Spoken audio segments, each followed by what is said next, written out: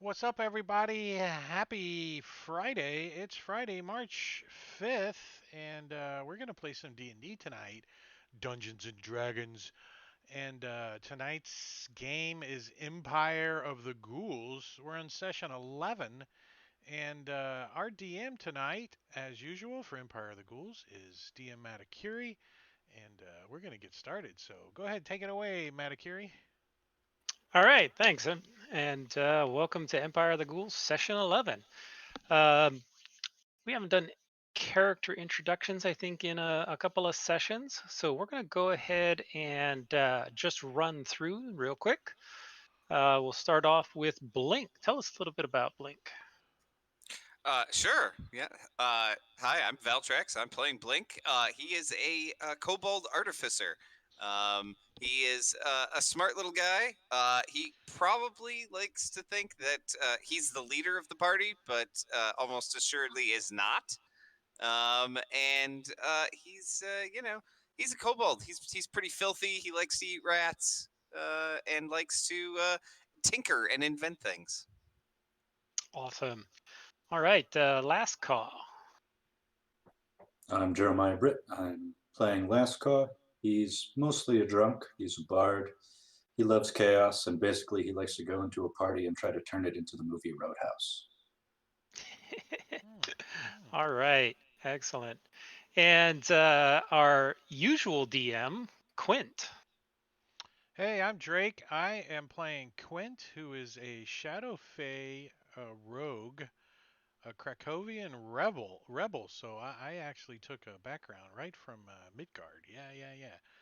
And he's the quintessential revenge rogue. So he's out to take revenge on the dead, the undead that have been menacing the lands, and particularly the Krakowian royal family. So he's out trying to help them recoup their lineage. So he is not the party leader, but I think he does kind of guide the party in certain directions sometimes. And that is Quint. All right. Um, the shortest member of the group, we'll turn it over to Tarian. Am I the shortest though? I don't know. I The think Oh, kobold's I pretty don't know. short. Between you and taller Blink. than yeah. That's true. That's true. I'm pretty sure I'm taller than Blink. I'm Robin. I'm playing Tarian. Tarian's a halfling barbarian, and he's just a happy guy that really is just excited to be here, and also has to get angry for battle, and so he has to like work himself up into fighting. And he is has been slacking a little bit on his tattoos, but he likes to do tattoos after every battle. And I don't know. I think he may be Patrick Swayze if we're in a roadhouse. So Hmm. All right. Last but not least, the holy man of the group, the unnamed. Unnamed also has a background from the setting. I'm a prophet. He was a prophet of Sif, and the unnamed is actually the title of the prophets of in a lot of different temples. He was the unnamed for so long that he doesn't have a name. So he's in the search for a name. Something else that I don't know that anybody realizes up to this point is, although he worships Sif, his domain is the domain of speed. So that's why he's been messing around with different people and helping out in different ways, tweaking there and making them faster. All right. Excellent. So great party here. We're going to go ahead and jump in. Now, last time, it's been a couple of weeks, you guys were spending some time in a dwarven mine, the Theoden outpost, but you ran into a shadow creature that proved to be a little bit too much for you. So you fled the mines. You managed to survive, but you did leave behind some stuff. And you pass through Gunnix, which is kind of the first big settlement that you've been able to pass through, where you refilled up on supplies. And then you proceeded on to your last stretch towards Grisol. Grisol being your ultimate destination at this point. And after a few days, you were passing near a gorge near the River Argent, and you found some folks up ahead that look like they are eating a body. There is a Folks, body laying there. What's that? we found some folks. Some folks, yes.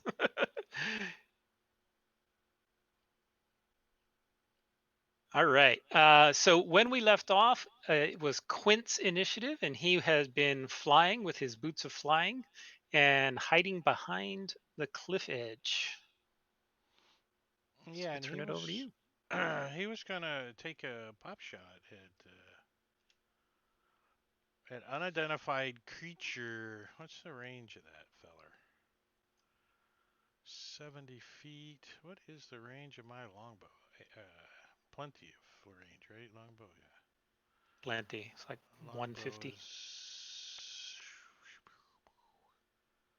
150, 600. Nice. So yeah, am I do I have advantage? Am I considered hidden? To him, no.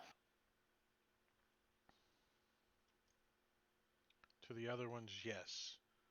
To the other ones, you would be. Well, I wouldn't know that I'm not hidden, so You that's wouldn't fine. know that, no.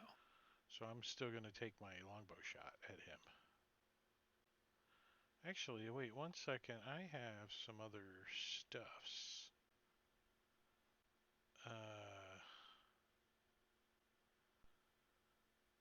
Trick shot. No. Hmm. Yeah, I think it's just a regular shot coming out. Twang. here and take a longbow shot at unidentified creature. Twang! Ooh, that's a hit. That is a hit.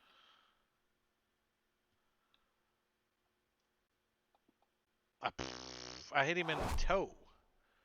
And I'm going to You hit back him? up a little bit and drop down. Okay. Do you want me to Yeah. put my height based on Based on ground level. ground So level? Yeah. the level everyone else is at. So you would be at like -5 right now. Well, I can't change it until I get my move approved. Cause Here you go. Yeah, so he spins around and spits out something. You hear him say something loudly. is it in common? Oh, it's not in common. It is not in common. And I'll bonus action a hide from whatever. Who Hide while knows? you're hovering in midair. Well, I'm also below ground level, so Yeah, what are you hiding behind right now? the world. I'm hiding behind the planet. Oh shit! It's his turn too. All right, yeah. So he gets up and You got an image of this guy, or is this token yeah, is his image?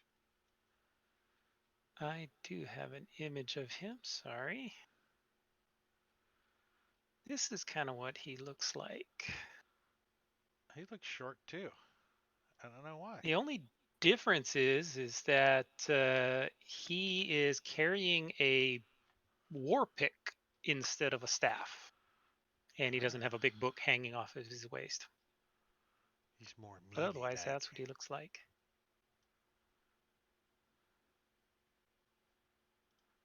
He doesn't look friendly. Yeah, he's not particularly friendly. Um, so he is going to come over here and duck behind this tree.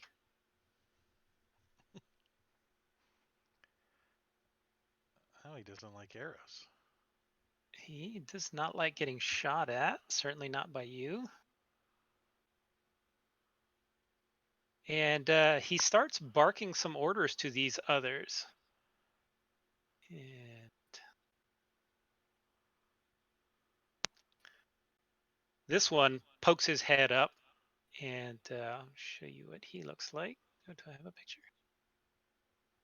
I have a picture of him. I should have. What's up, Engorgio? I do not Yeah, have a picture of I told him. that I one, told him. but you've seen these kind of things before. This is a ghoul. Atomic Hero Squad, how's it So going? no Welcome mystery to about the that one. stream. And this undead thing kind of stands up, looks around, and sees that party over off in the distance and begins running towards you all. And he's going to get all the way up to there as he runs forward, kind of on all fours a little bit, just scrambling and flailing. And you see blood just dripping all down the front of him, from his mouth, all down his chest. His hands are covered in it. It looks like he's been feeding.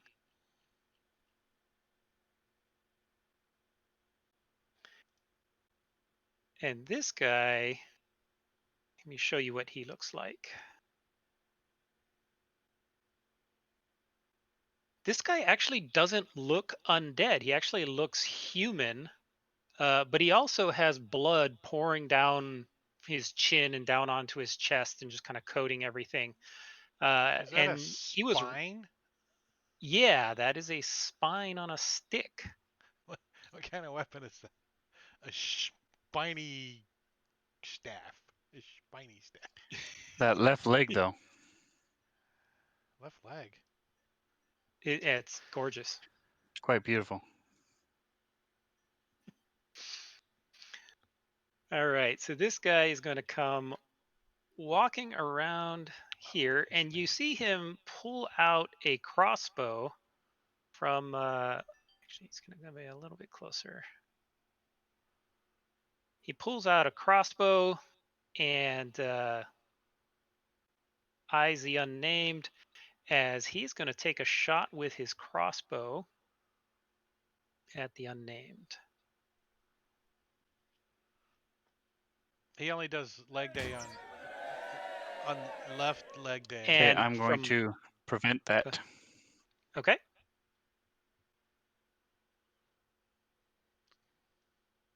In what way? You travel in time. Actually, no, I'm not, because I didn't prepare that particular spell. So never mind. All right. So from a long distance, he just manages to clip you just right, hitting you right in the side of your neck and the throat. As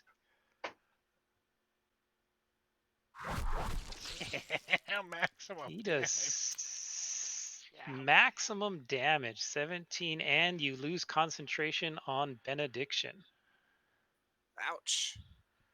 What the hell? Should have played a monk.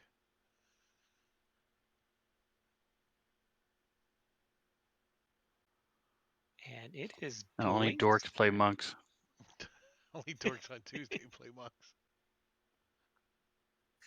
All right. Blink needs to get a little closer to use a lot of his abilities, so he's going to move up a little bit. And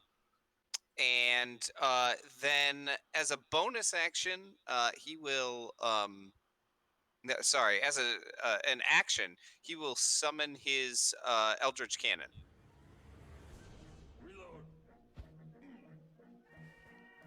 Okay.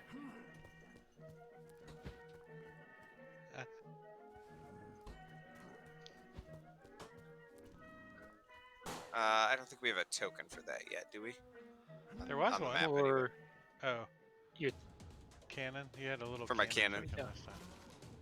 yeah, we should. Oh, is he I not mean, on the map? yeah, there we go. That's what I was looking for. And let's give a little bit of temporary hit points to the couple of us that are up here. Dag nabbit. I'm never where I need to be. Turn it down a little bit. Loud for me. Six temporaries. Not terrible. That's it. Did I get skipped? You went first last session. And that's how Okay, you were I'll up take your ahead word for it. from everybody else.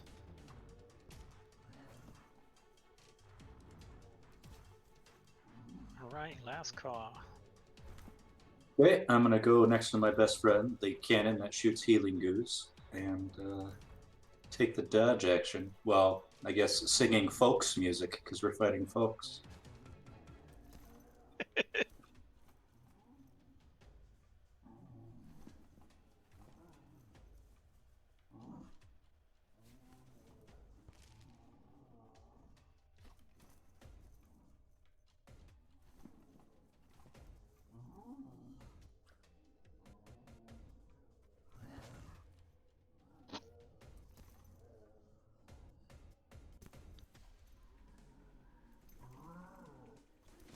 Sorry about that.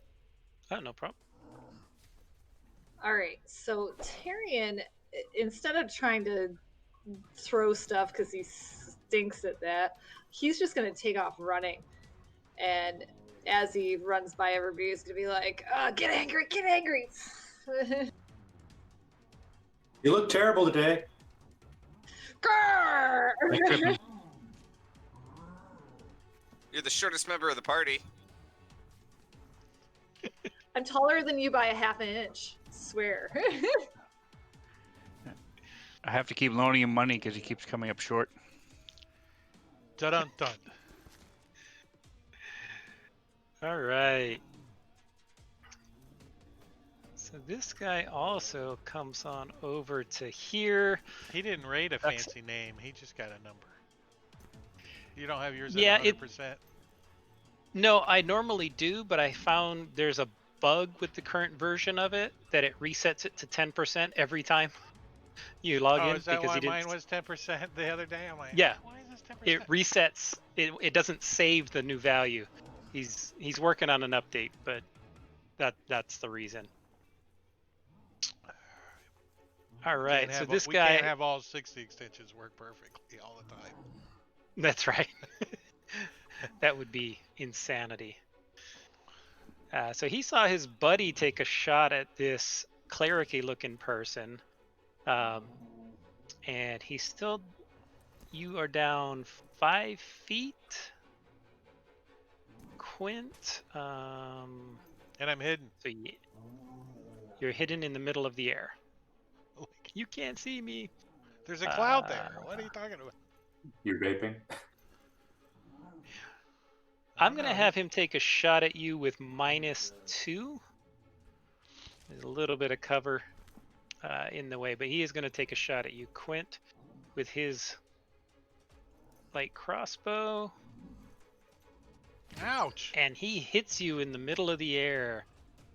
Kind of spins you around a little bit. I can't help myself.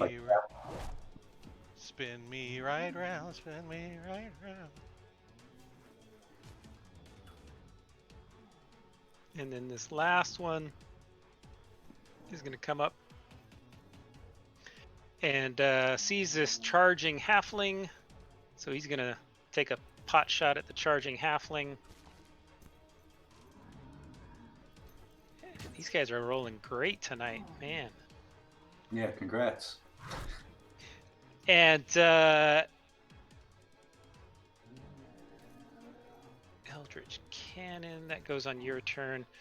But Laska, just before you go, something comes out of the water from down below. You see this, it almost looks like a missile shooting up out of the water. It's so fast. This giant geyser spray comes out of the water, and you hear something.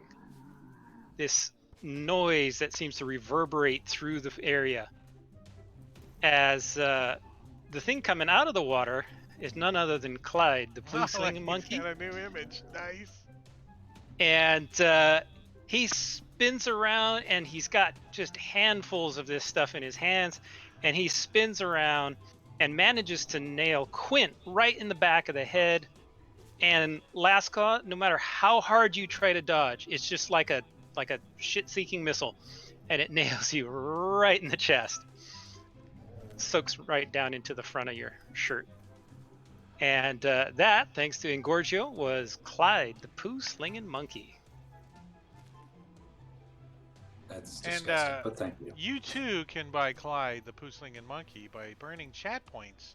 If you look down below on the bottom of the Twitch, you can buy potions of healing, and you can buy other things that aren't poo-slinging monkeys, you bastard. I don't think we ever get anything but poo-slinging monkeys. Yeah, that's it. We never get no potions or nothing. We got to cheat to get potions.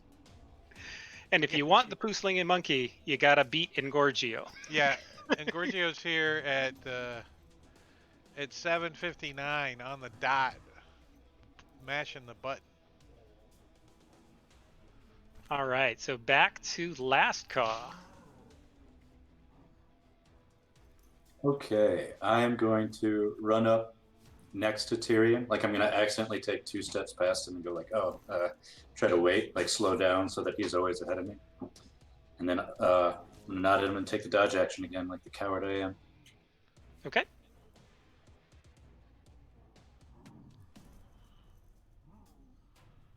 Attractively weighty. That's my new name. Yeah. I'm attractively weighty. He's, trying to lose weight, but he still looks good. And he's going to continue to shoot at Tyrion. He's just going to hold his ground right where he is. And take a shot at Tyrion. Manages to nail Tyrion right in the thigh. Doing 9 points of damage. Since he's not close enough to get those temp hit points, he's feeling it.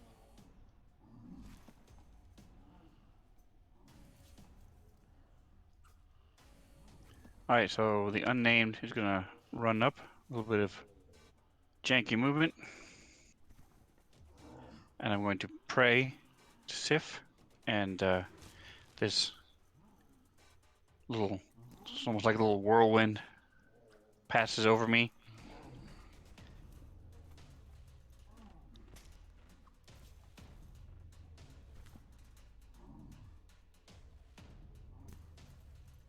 Fancy grounds is being weird, sorry.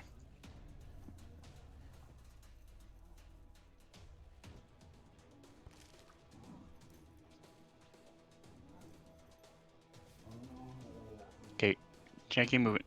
Hold on. Shaky movement. Okay. So that Go was ahead 10. and redraw it. All right, so I moved total of 45.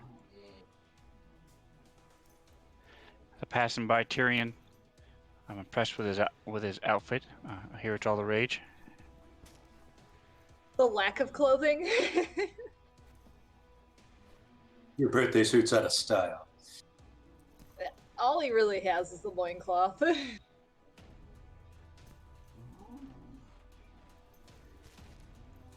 Yeah, unlike me, I'm all dressed in white because I spare the dying. Are you a mime? My mom You're in dressed rare white. form tonight, Sven. All right.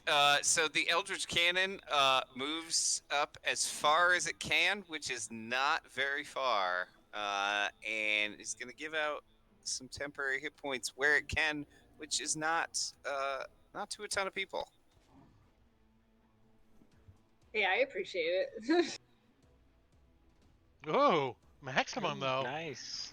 I like that, though. All right, and then Blink will also move up and use Clockwork Bolt and fire that at the ghoul that's coming up.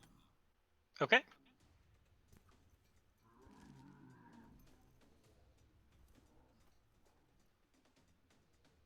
That should be close enough.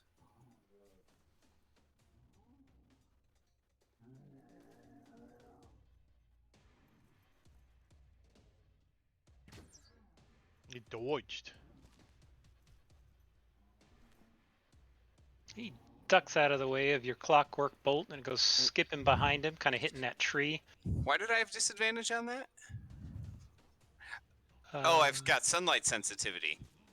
Yeah. Are And it is we? daytime. It is daytime. All right, so I have that on correctly. Great. That's it then. I'm done. Should Quint have that too? Yes, but with people like Engorgio in chat, I don't need it. He bought me disadvantage. He said there was something else in reward in chat, but I can't see the disadvantage to reward. Quint. Oh, disadvantage to Quint. All right.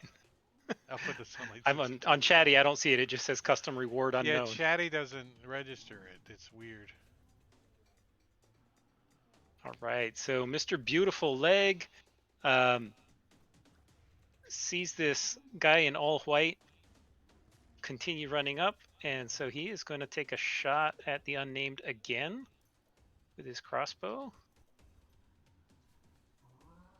And this time, the unnamed manages to just duck out of the way, jump over the bolt, all at the same time.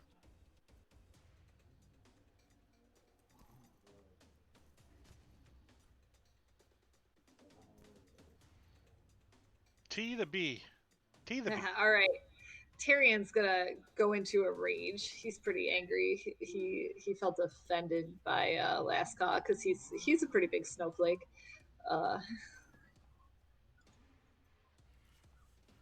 And then I'm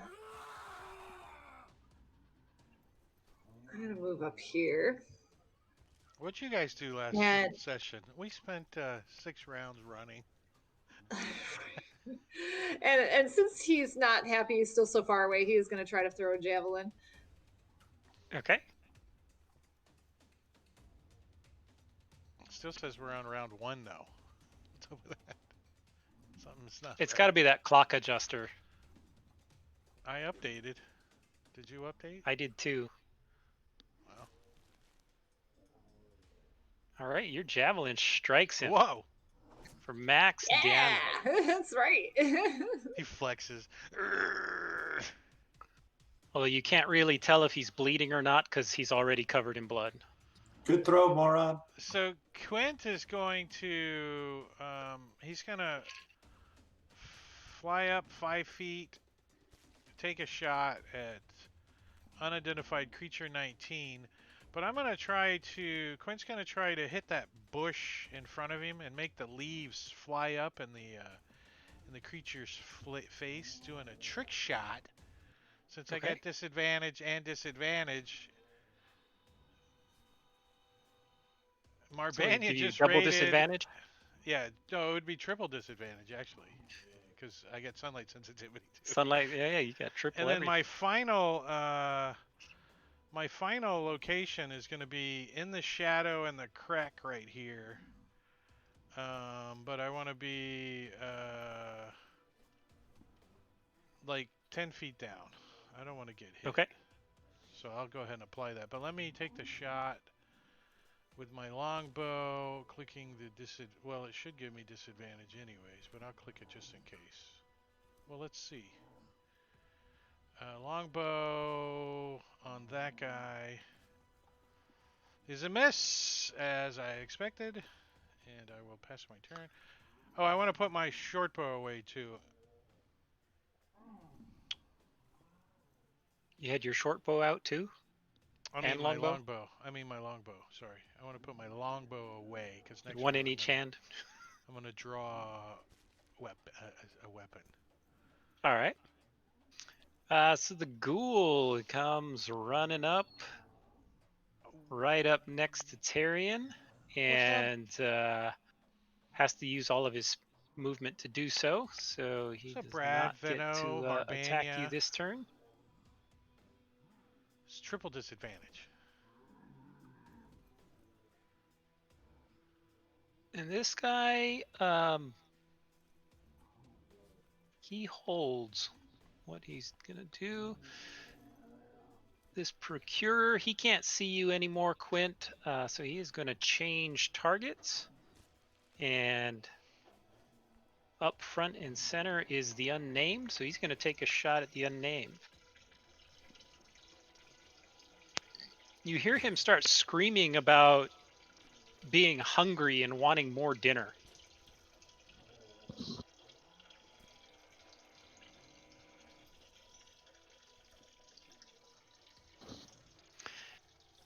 As the bolt comes flying at you and it just clips on your armor and shoots off and is deflected.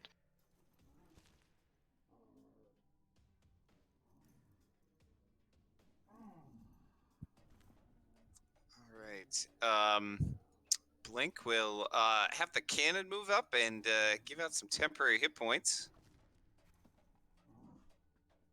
So the cannon can move up to there, and there's a couple of us in range.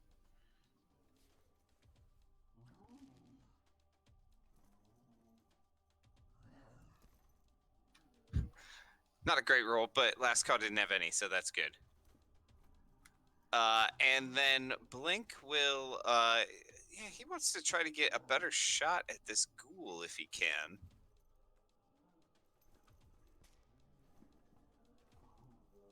So he'll just move up and kind of to the side just a little bit. Okay. Get up right next to the cliff. Yeah, exactly. Right next to the cliff. I'm sure that'll go great. Do I still have a -2 from there, or is he good? He's not No, moving you're good. either way, but all right. Yeah, you're good. And he'll take a shot at this guy.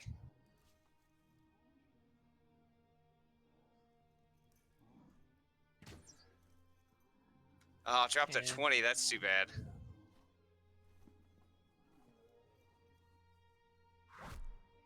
All right, heavily wounding him. All right, and to remind you, he's got this arrow sticking in him now. If he doesn't take it out by the end of his turn, he'll take some extra damage from it. Okay. He is not paying any attention to it at all. Good. All right, Tyrion's pretty happy about having this guy right next to him to be able to hit him with his axe.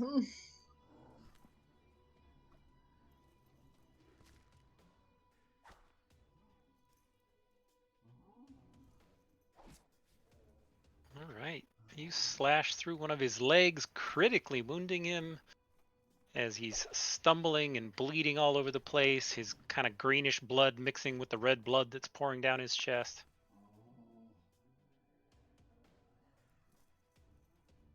Run up next to Tyrion, and as I pass by, I'm going to use my bonus action to do a healing word on my good friend, the unnamed. You owe me one.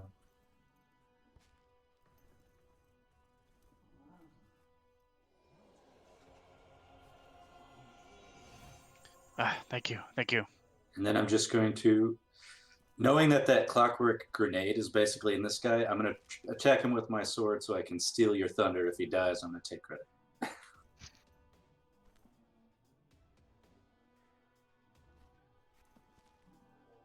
That was so close to a 1 there.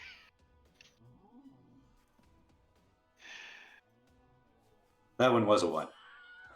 But it was just enough by 1 hit point to knock this ghoul down. I was not expecting to hit. I was expecting to steal glory here, so I'm actually kind of confused. And as he's laying there, the crossbow bolt just opens up and these blades come out and whir around a little bit, just kind of mangling him.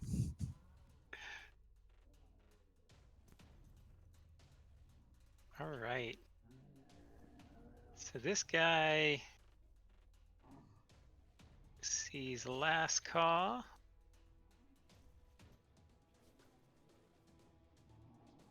Run up and heal his friend. So he's going to take a shot at Lascaw. Now, as he's doing this, you see him, he does something very similar to what you've seen Tyrion do. He starts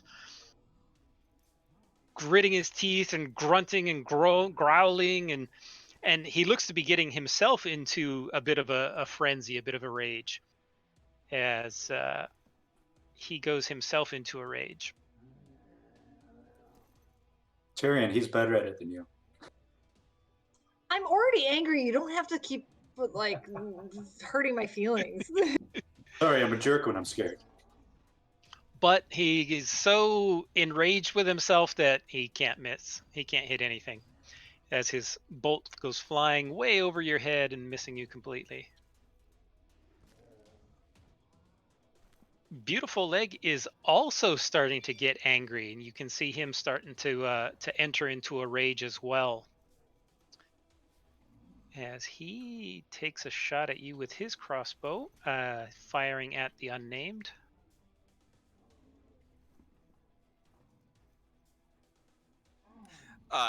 Sorry, I checked off something, John, my Eldritch Cannon, Yeah. and it rolled automatically because of that extension. Oh, right. You can shift click to do it without doing the action. Ah, good to know. I didn't realize that. Thanks. I did the same thing on Drake's table a little bit a couple of games ago. All right, so he does hit you, the unnamed, with his bolt while he is enraged, doing a little bit extra damage, but most of it's absorbed by those temp hit points that you got. Isn't he shooting with a crossbow? Yeah.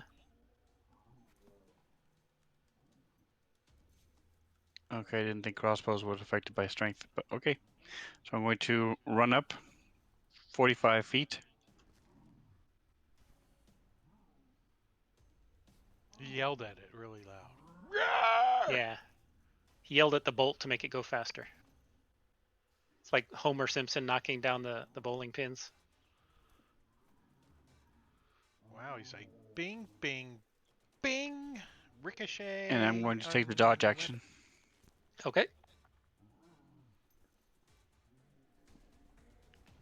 So I'll run up, and as I'm watching, I'm starting to study them, watch how they're aiming and what they're doing.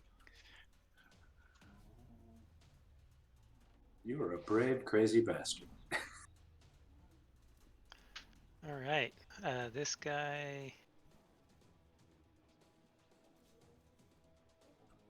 He doesn't like Quint hiding over there, so he's going to come up to the edge here. Yeah, that's what I was hoping for. And he is also going to take a shot at you. kind of right over the ledge there. And with disadvantage, because I think you took the dodge action. Nope, because it's ranged in melee. Because you're not in a square. And it doesn't calculate that I'm 10 feet down either. Yeah, it doesn't matter because it was the second roll that would have Yeah. hit that got dropped. So he missed anyway. So I want to fly up behind him and shove him off the cliff. All right. So Go ahead and let's strength? do a strength, athletics. Athletics, ability, no, skill.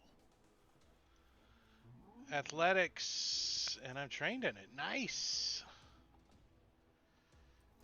He's got to beat a 20. He See does you. not. Goodbye. As he screams, and I'm not even going to bother rolling damage.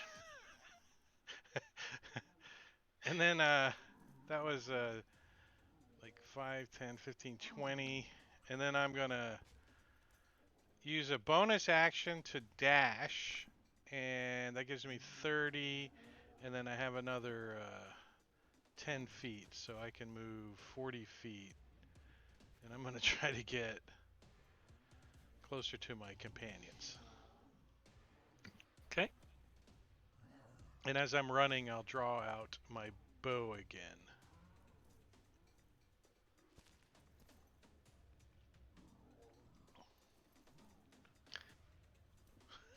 All right. 20 This D6. guy sees the unnamed running up, and so he's going to. I might actually leave the characters in the combat tracker now with these new tokens. I like it. I'm liking it. And he's going to come up right next to you. And as he does, you get a close up look at him, and this awful, awful smell just makes you want to hurl as he gets close to you. It's the most disgusting thing you've smelt in forever. But he had to use his action to get there, so he's not going to do anything Except smell terribly. except smell really bad. Makes me think of our missing rat friend. Hey, Don't worry, we still have Blink.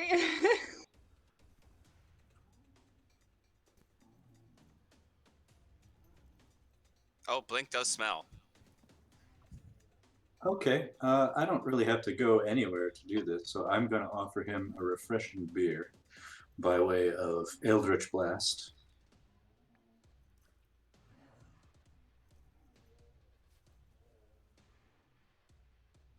Ugh, Nice. He's made it. Mediterranean.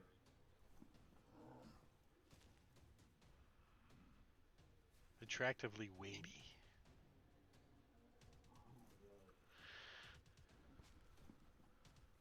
Wait. You rolled both a save and a attack roll. How's the power work? If it hits, there's additional poison damage. I think it's just the way the button's coded. Okay. Oh, yeah, because you're just clicking on the. All right. Cast. I'm just kicking cast because I'm lazy. All right. Wouldn't it still do the damage though? He missed. missed.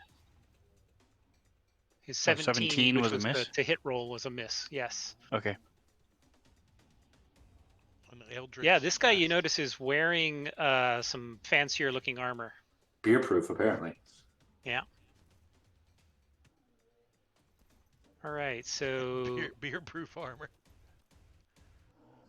Fat Procurer is going to take a shot at Tarion. He likes keeping you guys off in the distance a little bit. But before he does that, he's going to move up just to be closer to boss. Right there.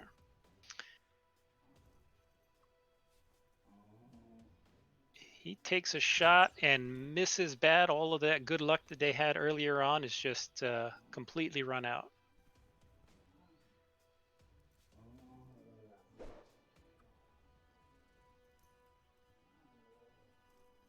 And I think just kind of as a general rule, where I leave the dead on the table on the map, those squares are going to be difficult terrain for trying to walk through where there's a large corpse.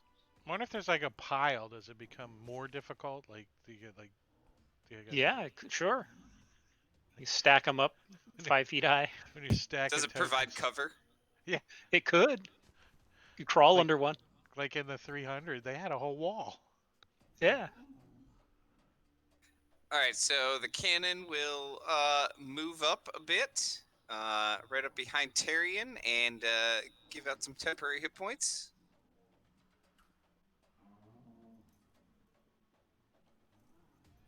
And then Blink will take he'll take a extra minute, not move from his space, and line up a shot against Attractively Weighty to give himself advantage, which will cancel out the disadvantage. So it should just be a regular shot.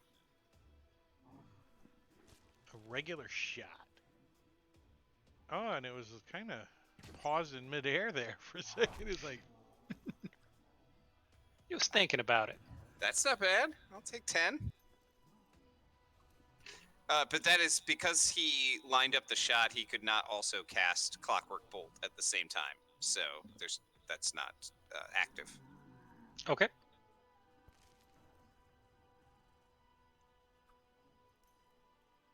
All right, so I'm going to use my bonus action and start a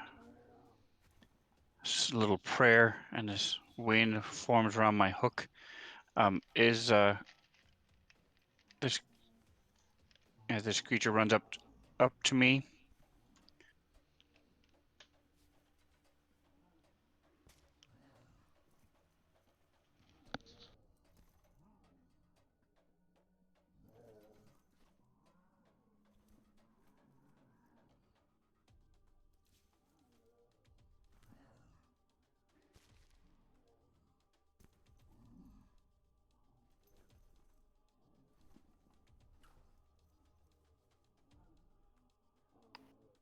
As your Right, so hook. slams up against his armor.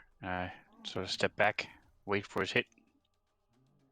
All right. So his hook, yeah, your hook just kind of scrapes across the front of his armor. As he looks at you and kind of gets this evil looking grin on his face and says something in a language that you don't understand. And then he begins to attack you. First off, in one hand, he swings his war pick at you. And so let me. Can Last Call hear any of these things this guy's saying? Because I can't understand it, but I can repeat it perfectly to somebody who does. Sure. He's not making any attempt to make it quiet. Okay. say 5-10 minutes. 5-10 minutes. Do we recognize the language at all, John? Give me, anybody who wants to try and recognize it, give me a history check.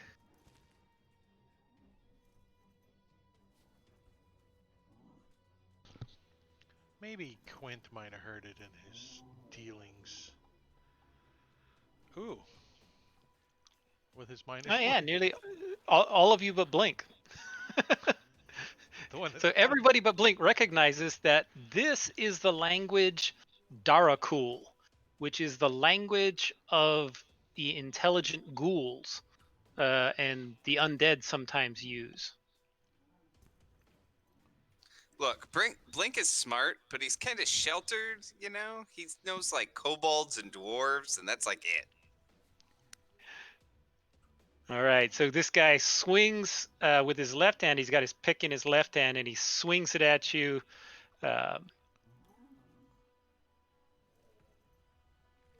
With an automatic miss. Turns around, and with his other hand, he just swipes at you with his claw.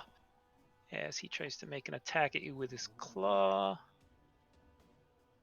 Now that scrapes across your chest, and that hits. Are you gonna react to it before I roll damage? No, nothing I can do. Okay. So he slashes across your chest as you go Ooh. down.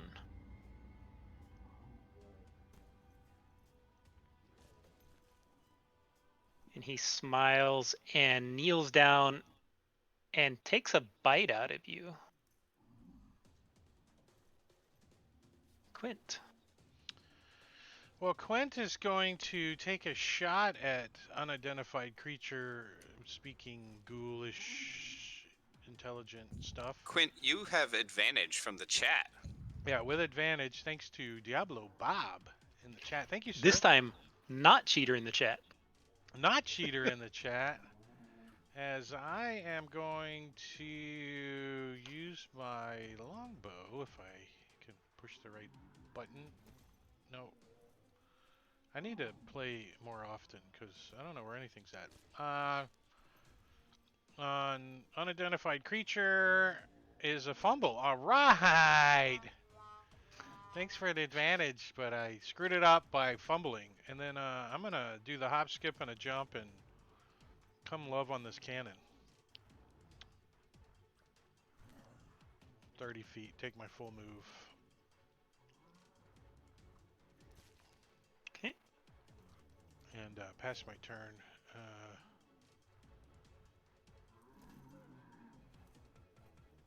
As Diablo Bob also bought the unnamed a potion of greater healing. All right.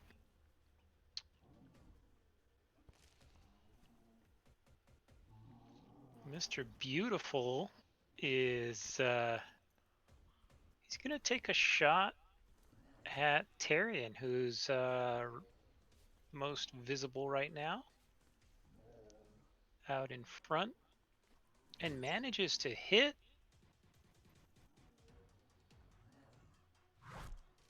Reducing his temp hit points by a little bit, but not actually hurting him.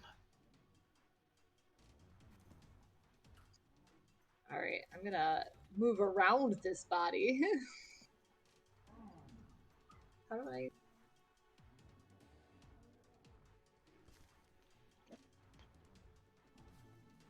All right, and then I'm gonna throw my javelin at the attractively weighty guy because that just weirds me out and I don't like it.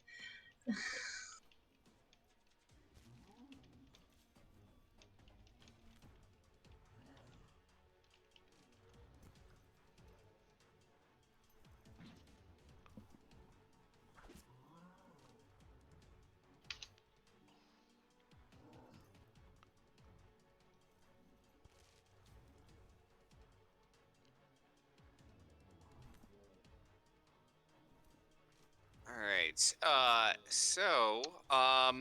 Well, the cannon I think is mostly going to stay where it is and just give out some temporary hit points from back here. Oh.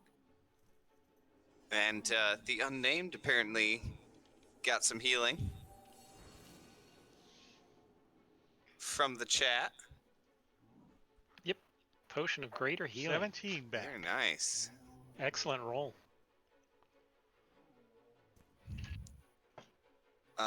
Ooh, nice. Nice. 12 temporary hit points. And actually, the cannon will start moving up a little bit because I want to get it closer to the unnamed as well. And then Blink will line up a shot at attractively weighty.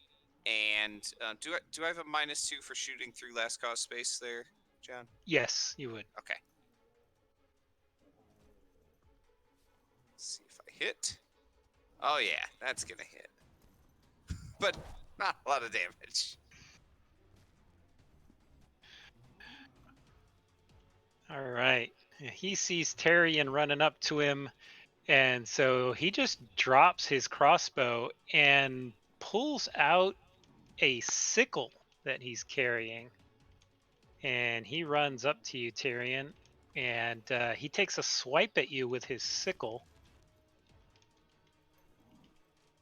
And obviously he's not very proficient in this sickle.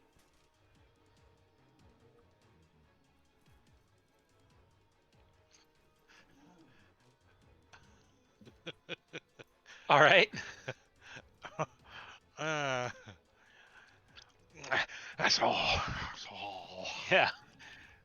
Give me 1 second to process the gift in the chat. You don't have to, you know. Yeah, you don't have to give the boss guy a greater heal from Engorgio. So thank you, Engorgio, for healing Big Boss Guy.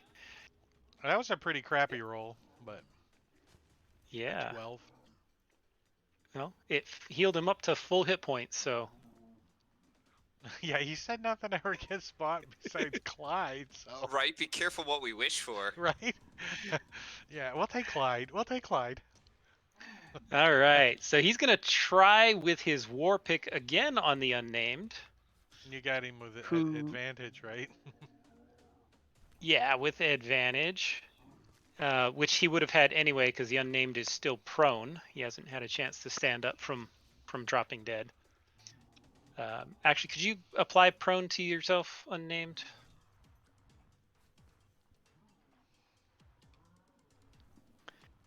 Yeah, so he swings at you, hitting you, Ooh.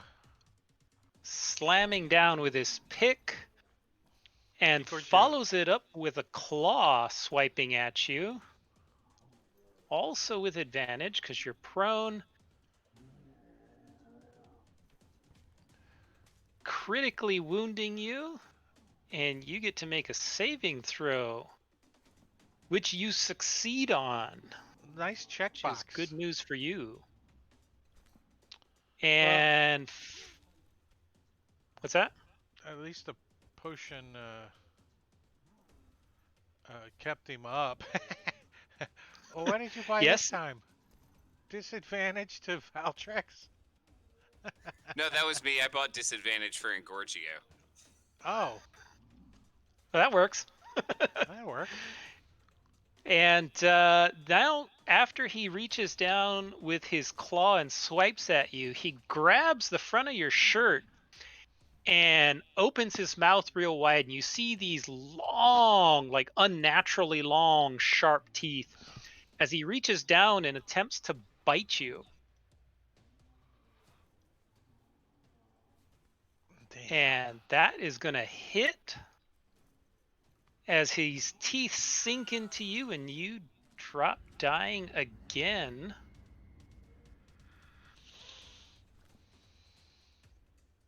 Now,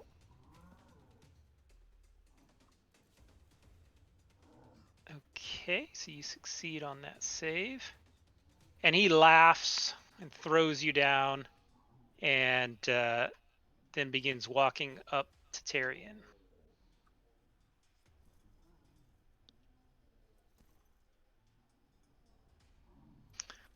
All right, Procurer sees that the party is getting started, so he's going to run up and also throw down his crossbow and start attacking Tyrion with his sickle.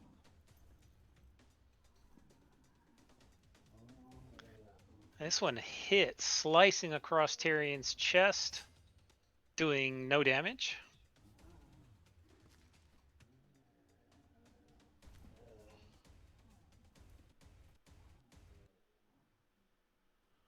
Well, Quint is going to use trick shot on the boss guy.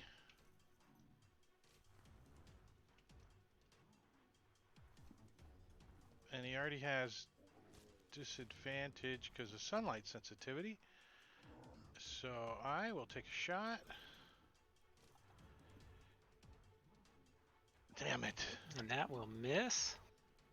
And he will move up to there. And I think he will put away his bow as he does so. Okay. Actually, yeah, that's it.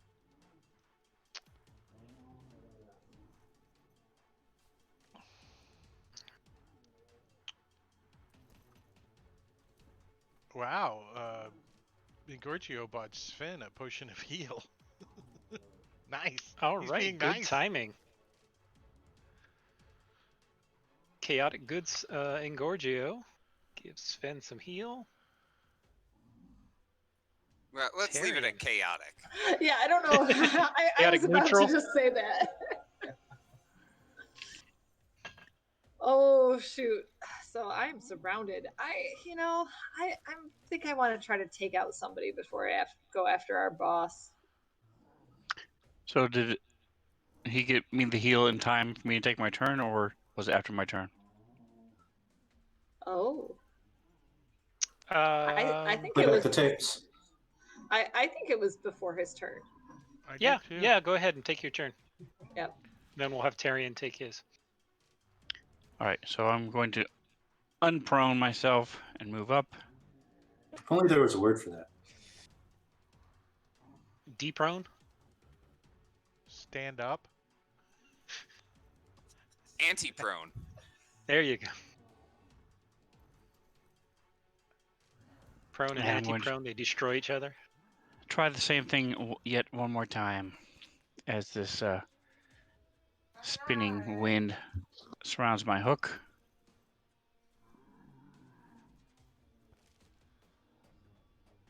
Ah. 11's And that not will end gonna my hit. turn.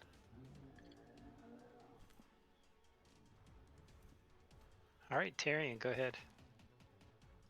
All right. I'm gonna go after the attractively weighty guy with my battle axe.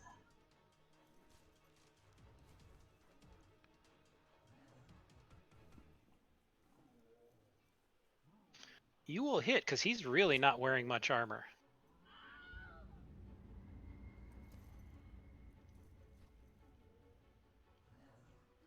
Okay, I'm going to bonus healing word. My friend who likes to die again. Stop wasting my heals.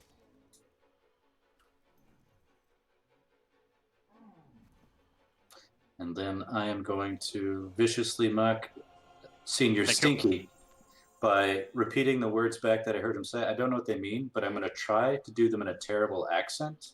Like I don't know how to talk. Like basically mockingly. Me. All right.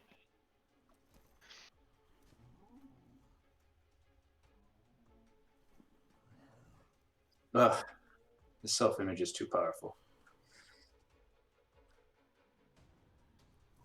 He shrugs it off. Now there's more where that came from, I say, backing up.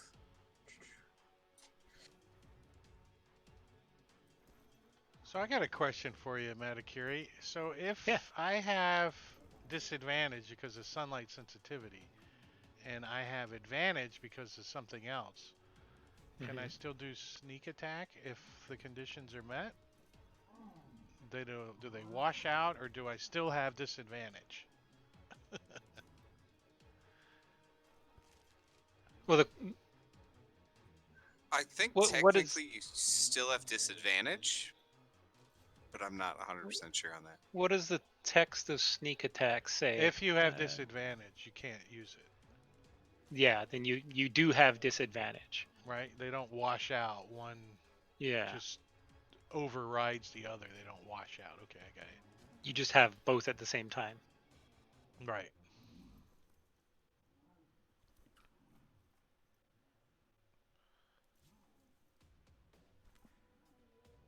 All right. Blink from up there will take a shot at beautiful left leg. I assume I have a -2 because I'm shooting through Tarion Yes. and some other guys. And I'm probably gonna, I'll have disadvantage too because I'm just gonna do a clockwork bolt at this guy.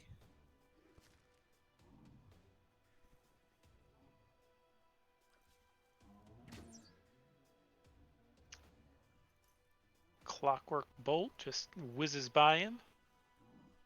Wasn't weighted terribly good. That's okay. All right, and then I will move up, which I don't love, but that's okay.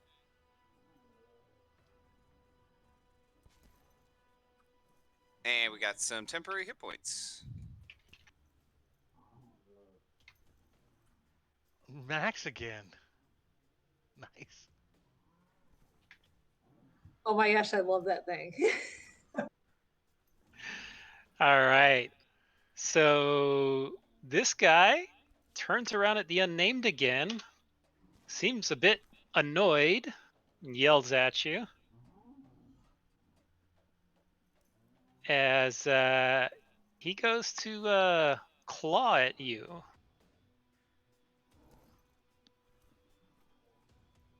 Hitting you. Your name is now Weeble Wobble. Causing your concentration to expire, Mr. Weeb, a wobble. but you succeed on that saving throw. So then he he grabs you, pulls you a little closer, and attempts to bite you again. And this one does hit as you drop down again. We can name you Pizza the Hut because you keep getting Oh. eaten to death. And this time you fail your saving throw. And then for his last action, he turns around and takes a swipe with his war pick at Tarion.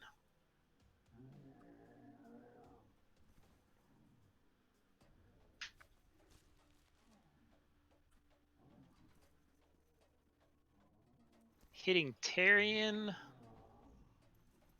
for 11 points of damage, all of which are resisted by cannon temp hit points.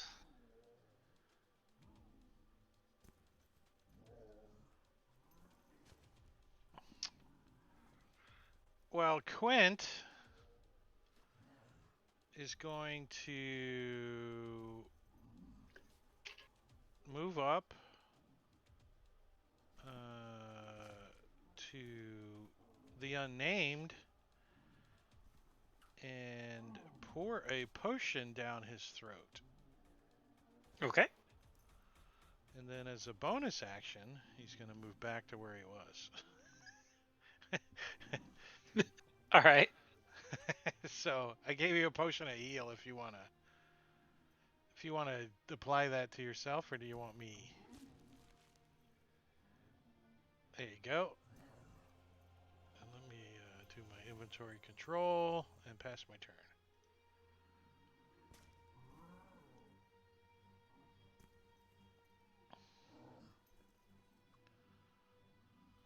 Try to hide behind the kobold that comes up probably to my stomach.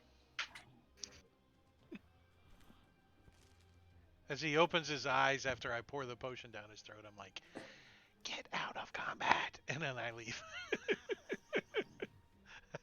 All right. This time I use a healing word, but I use it sarcastically because I'm getting sick of this.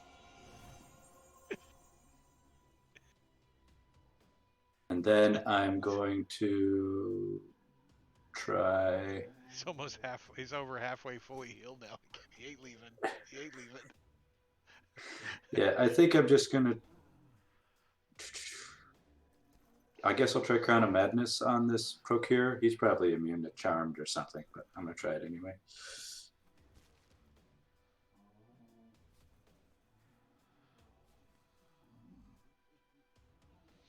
All right. He fails his saving throw. Beautiful left leg.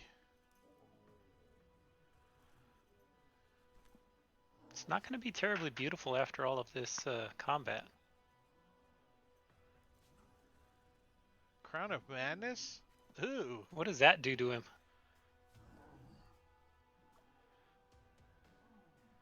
Caring is sharing. Yeah, sorry, I had to pop it open. Charmed. Yeah, so obviously I wanted to attack the only other baddie that's alive. Ah, okay. So each round it's going to attack the other guy. Gotcha. Yeah, and I have to use my action to basically puppeteer him. I can't do something else. Mm-hmm. All right, Tyrion's pretty angry that this ghoulish guy keeps killing my friends, and so he's gonna go after him with his battle axe. Oh, it was like Ooh, 750. so close. All right. Lightly That's wounding him. hey, it's something, right?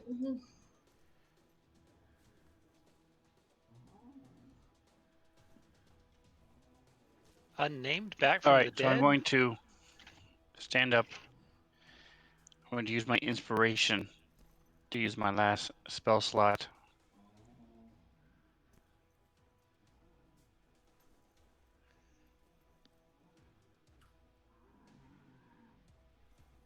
The hero squad's been waiting for his points to build up to give out a magical item. The unnamed gets it. He deserved The it. unnamed gets a magic item. All right. So go ahead and take your action, and then we'll get you the magic item. Hopefully, it's a potion of greater healing. You're not drinking Guinness, Valtrix? What the hell? No, What kind of not cheap tonight. crap is that? We got a growler from a local brewery tonight. So All right, so as I hit this thing, it transfers its power to the creature. First of all, let's see if this works. Fruit gone bad growler. Oh, IPA. Ugh. Tastes like bad watermelon or bad. All right. So you hit him, and some of it seems to be resisted. Bad grapefruit. But he fails his save. Can't get worse than a 1. That's for sure. He thought he'd finally got, rid of you and turned his back on you. Did he even get up yet? Is he just laying there grabbing a hold of him and shit? Yeah, he stood up at the beginning of his turn.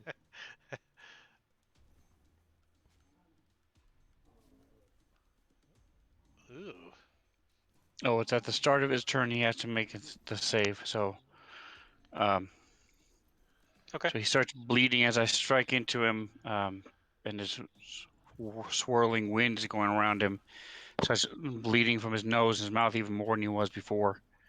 And now he can't talk. Ah, okay. and can't cast spells with a verbal component. Although I don't know that he does that. That's an awesome spell. And then I'm going to move back. All right. Beautiful leg procure. Move back. Will you invoke an attack of opportunity? I would, but he was more engaged with Tyrion, so he really wasn't paying attention. Well, there's 2 people there that would get attacks of opportunity against you. So the Ooh. Procure is going to go ahead and take a swipe at you with his sickle. And he was paying attention as he slashes you just a little bit.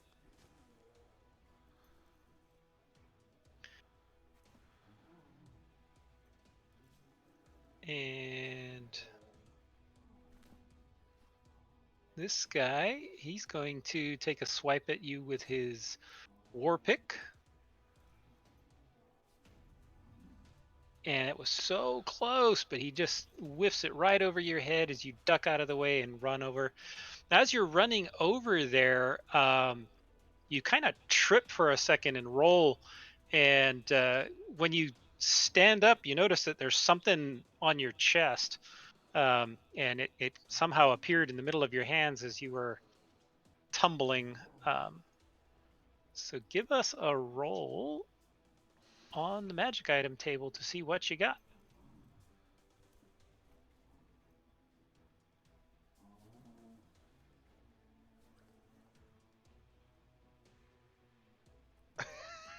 Scroll of bestow curse.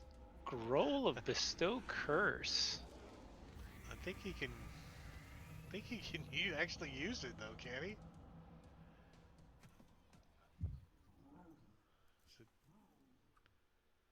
Spell. Yeah, it should be. It's a cleric spell.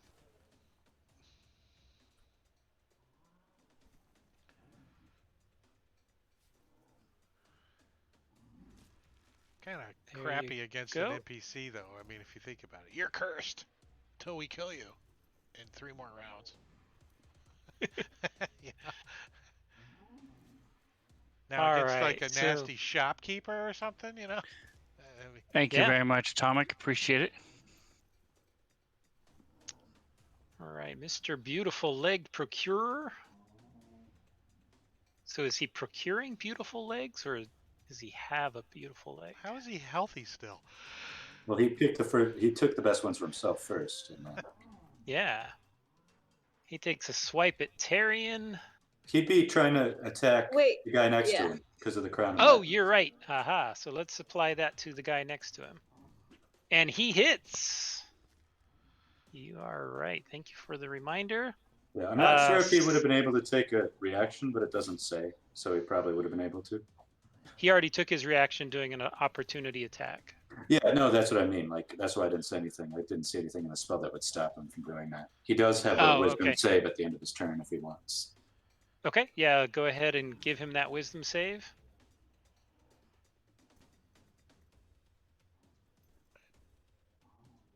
And I think he got the wrong of.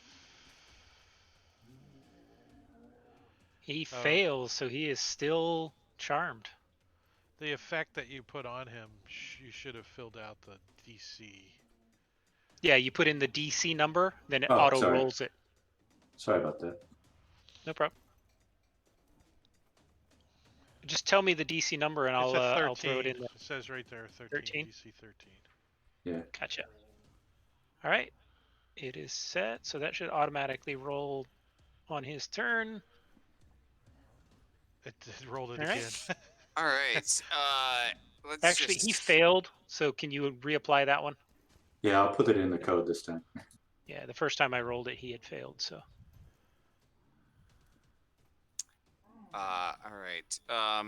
The unnamed seems kind of like he's safe over there. Maybe I'm gonna go ahead and give out some temporary hit points to everybody else. Ooh. Nice. Nice. I'm just gonna and call then the cannon Blink. Mr. Max. Yeah, the cannon is maxing a lot tonight. It's great. Blink is gonna line up a shot against beautiful left leg. And I'm gonna use one of these hyena teeth that I keep forgetting about. Yeah, I was just thinking of the same thing too. Ooh, the extra D4 damage. Do I have negative for shooting at him through? It's kind of through unidentified creature space. No, you're fine. Okay, cool. You could hit that corner of him without any issues. Cool. Yes. All right, let me apply that hyena tooth. Why did you get that coded? I just coded it manually. Did it work? Yeah. Why is it a I applied it to D4 him. -1? Yeah, and it looks like I accidentally applied it to him and not to myself.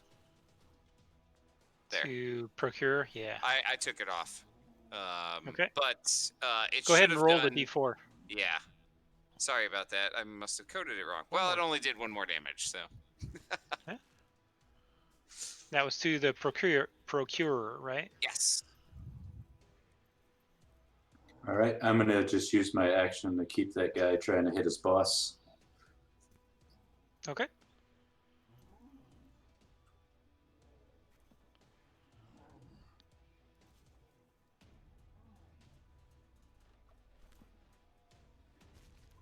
All right, I'm just gonna go after this ghoul.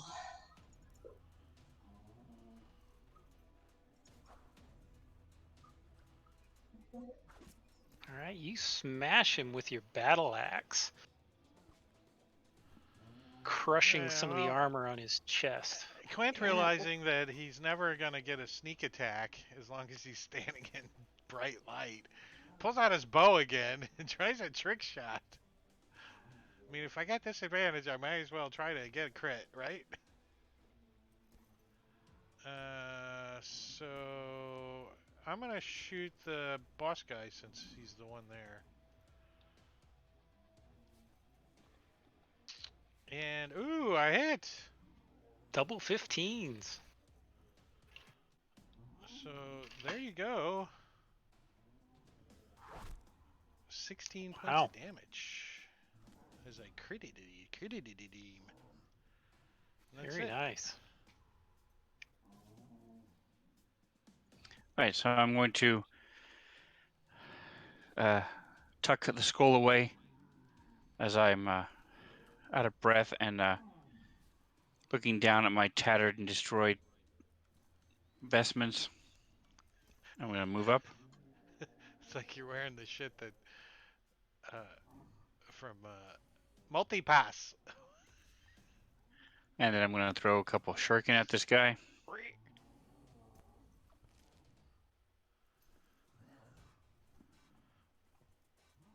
All right, hit at long range. I'm not long range. I'm 20 feet away from him. Why did it give you long range disadvantage?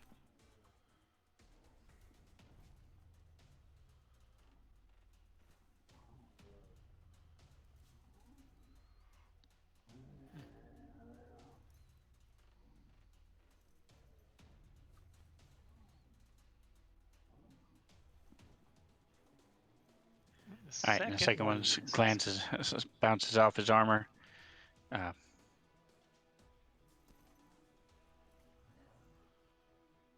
right, so this guy is up close with Tarion, so he's going to go ahead and attack Tarion. He's going to start off with his claw, swiping at you. Dodge out of the way, and then follows up with a war pick, which you also dodge out of the way. Finally, in frustration, he tries to headbutt you and then turns his head to the side at the last second as he tries to bite into your neck. This one hits you as you feel his fangs kind of grab onto your skin, and you take no damage and you make your saving throw. Very You chip good. a tooth with your muscular neck. You're like, you flexed it. Snap one of those. As his buddy, the Procurer, tries to kick him right in the nuts. yeah, he's gonna try and slice him with his sickle that he's holding on to, but misses because it's held on because of his armor. And he fails again, so he is still affected. And it's his turn again. He starts off the round. So he's gonna make another attack with his sickle. Again, missing. And again, failing his saving throw. All right. So this guy. Damn, we rolled crappy for our So it's his initiative turn. this round. He has to make a save. Okay. Go ahead and apply that.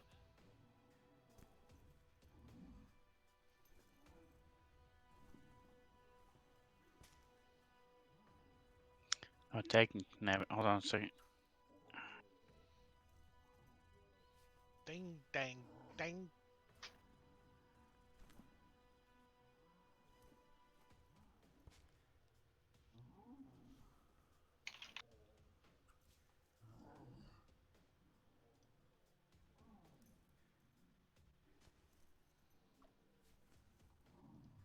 He can't speak.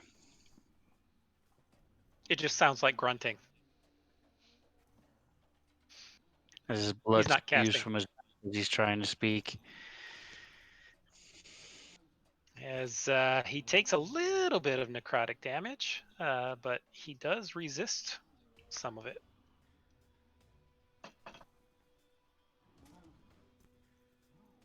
All right, so he is going to wait. Yeah, it's his turn. He's going to continue trying to eat Tarion, swiping at him with a claw first, hitting, doing a little bit of damage. Nope. as Tyrion fails his saving throw and is paralyzed. So his second attack, he bites at you, this time with advantage, scoring a Oh. Oh critical wait, hit. I have something that can stop that. Okay. Use your reaction.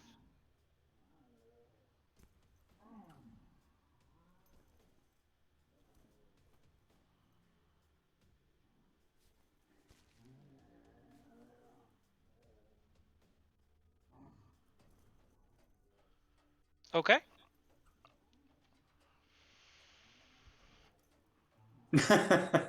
Well, a 19 is not a crit though, so. That is true. A It's 19. better than a crit. Yeah.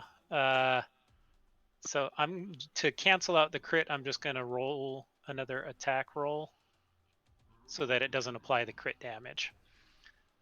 And then he bites you. It's not supposed to apply that. So let me give back.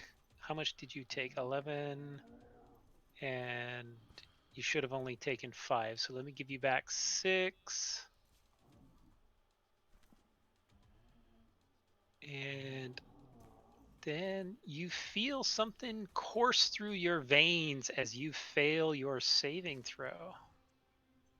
And then last but not least, he swings his war pick at you.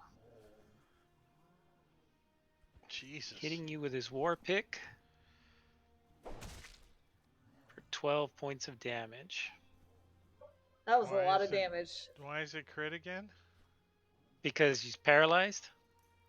Oh shit, I forgot about that. That's what's nice about that extension is you It's forget automatic, about yeah. paralyzed and unconscious, you get crit.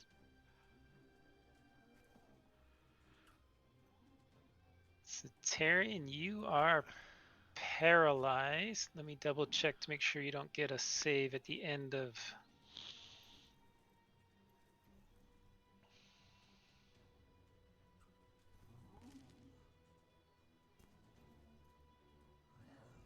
Repeats its saving throw at the end of each of its turns. So let me apply that at the end of your turn. You succeed. Very good.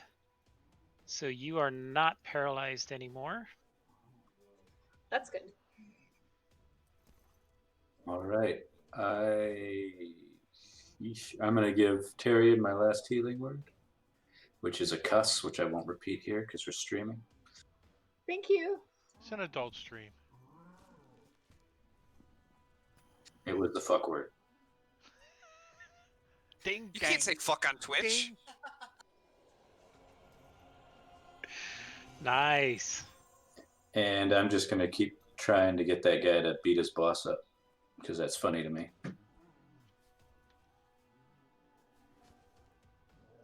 I knew I always liked you, Laska.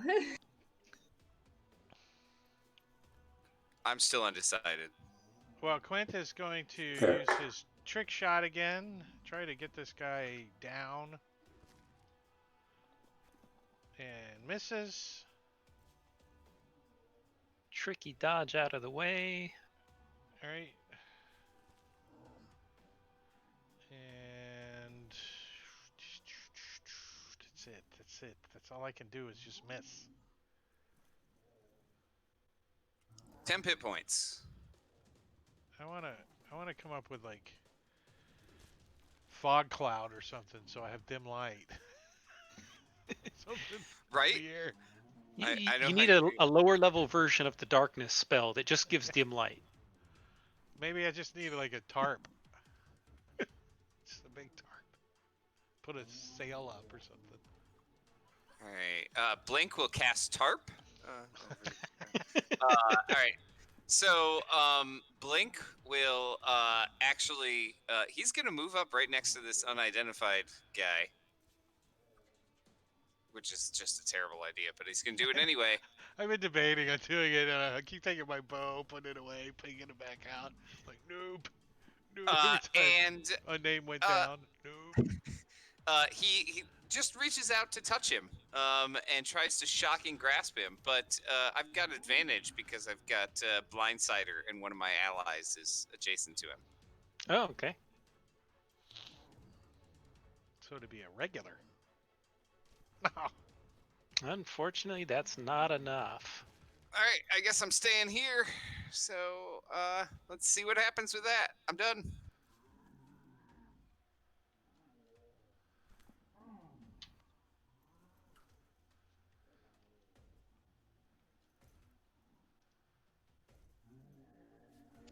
All right, so I'm going to try to hit him again with a couple shuriken.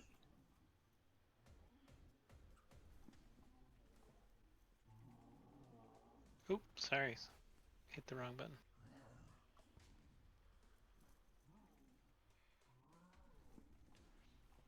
True Octon.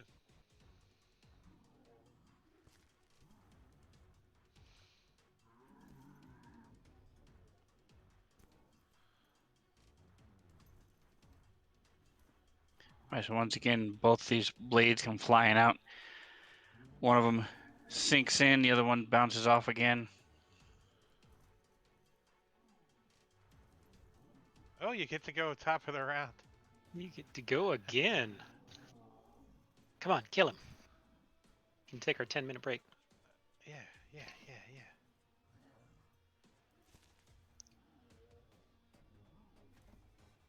Chucking those shurikens at him, slowly whittling him down. Bite him so he knows what it's like. May not like the taste. All right, Quint's gonna try it again. Oh yeah. With disadvantage.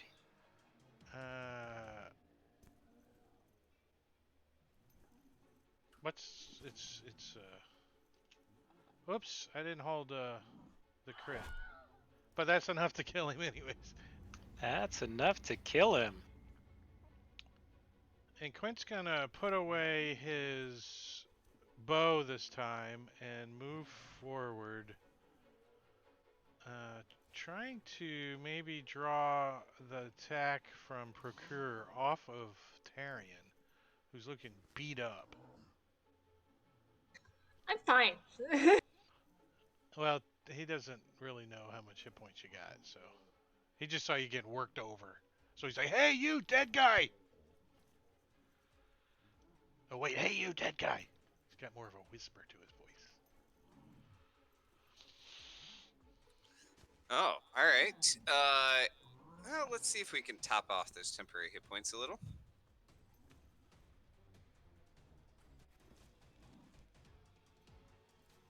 No, but that's okay. Blink will move over next to this guy.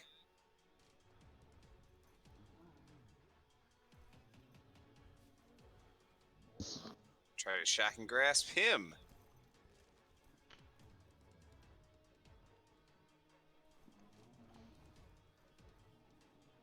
He dodges out of the way. One You have to higher than pretend last like time. you're stealing something. Pretend He's you're trying to stealing pick their something. pockets. Yeah. All right, since I don't have anyone to make him hit other than my friends, and he's already willing to do that for free, I'm going to stop concentrating on Crown of Madness. All right. Can you And make him punch himself? do my typical thing of just trying to stab the last guy because I like the feel of blood on my feathers. All right. Oh, Oof. it's almost a crit. Oof. Oof. I just look awkward. You overextend yourself. I saved on paralyzed last time. Will you remove that, John? Yes. Sorry.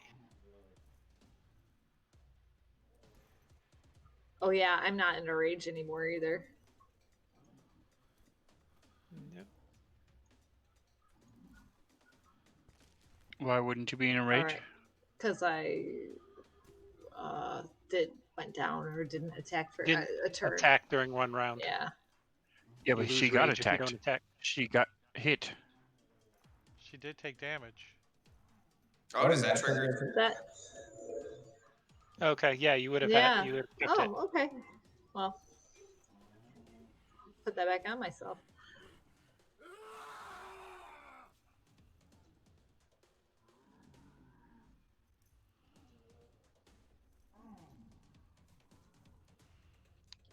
You only have All right. one thing, so don't lose it. Oh, I thought Oh, it I was was a so fumble. close. I thought that was going to be a 1.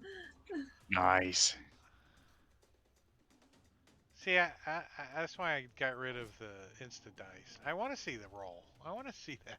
I want to see It's that. I nice. agree. Yeah. I agree. Like, I just deleted the insta dice. Sorry, whoever made it. I Not did for too. me. It's not for me.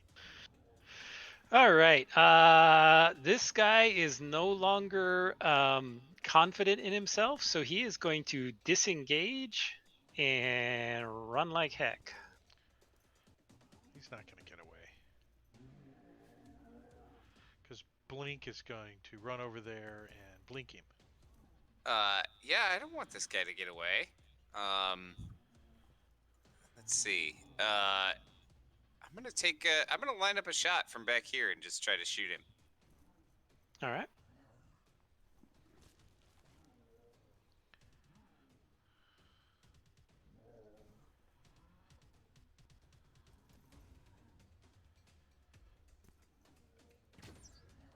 All right, P break.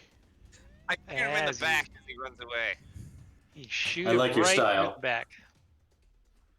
He falls forward right into a 10-minute break. All right.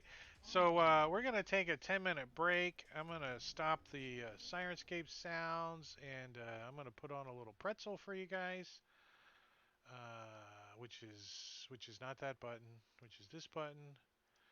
And then I'm going to start a timer. Timer button for, let's do 21:48. So that's 10 minutes, 30 seconds, and we'll be back. So you guys go away, get a drink, get a refreshment, and then come back because we still got about an hour and a half left. So we'll see you in a little bit. See you guys.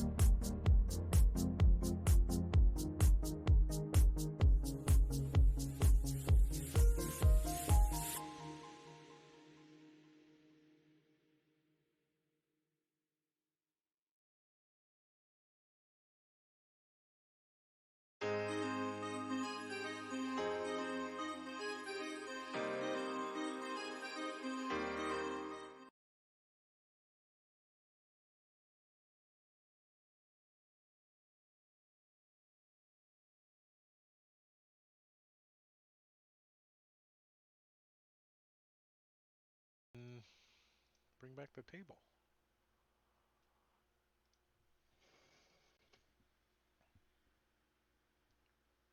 All right, we are back.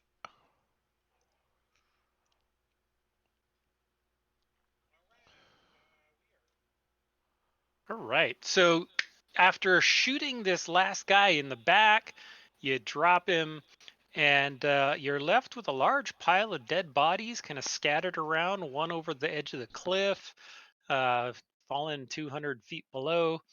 And there's this fancier looking guy, undead. He's got a pouch on him. And then there's the two bodies over here. And I'm trying out a new extension that I haven't used here. There, do you see the pouch that's there on the map? You Yeah. should be able to double click it and open its inventory to see what was inside it. It Checking worked. that dead man's pouch. So Is in it? Silas's pouch, which is the one, the big bad guy that you guys killed, um, you see a couple of things. One is there's some gold, and some silver. There's a number of pale blue moonstones. And another thing that you notice, Quint, is that while most of the coins that are in there are square silver dwarf marks, and some of the golden uh, coins minted here in the Iron Crags, a handful are gold skulls and silver ducats from the Ghoul Imperium, which bear the head of Emperor Nicophorus on the other side. I will point that out to the party that some of these coins may need to be minted again. They still spend. Right. Do we recognize the picture? That is the other thing that is on there. There is a picture drawn on a piece of paper, and it looks like it's been looked at multiple times. Um, the only one who has a chance of knowing that would be Quint if he wants to give me a history check. Well, Quint will do so with inspiration. With inspiration, all right. Um, skill, history, advantage.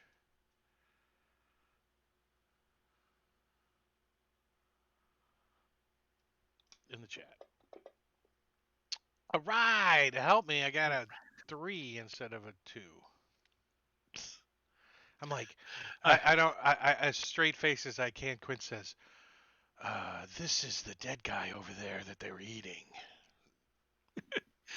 uh, so you don't recognize who he is, but there's something familiar about him. You're not sure what the hair and the mustache style that he has, even a little bit of the clothing, even though it's kind of a crude sketch. It looks like some of the Krakowian styles that you remember. The clothing styles from your homeland. I'm not familiar with all of the Krakowian royalty, but his dress and the way he keeps his hair might be someone of importance, I suppose. I think Quint will put that in his pocket. Okay. And the other guys don't really have anything of any value. The procurers were just, you know, minimal clothing, mostly just blood stained head to toe. They were feeding alongside with the ghoul. They're human cannibals. There is some other stuff over by the bodies, though. Yeah, we're gonna go Yeah, over there. let's go check that out. The map is unlocked.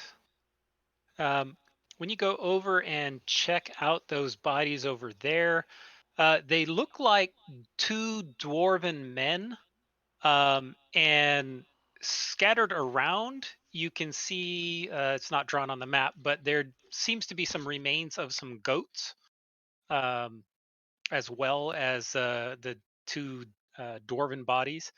And on one of the bodies, there's a small waterproof pouch that you can see there has been added to the map.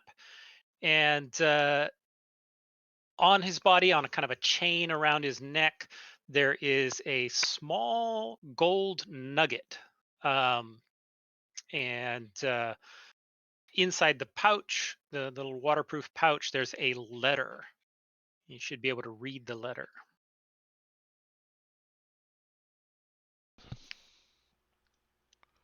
As it says, "My dearest Dorim, please come home soon. The nights are cold and dark without you by my side.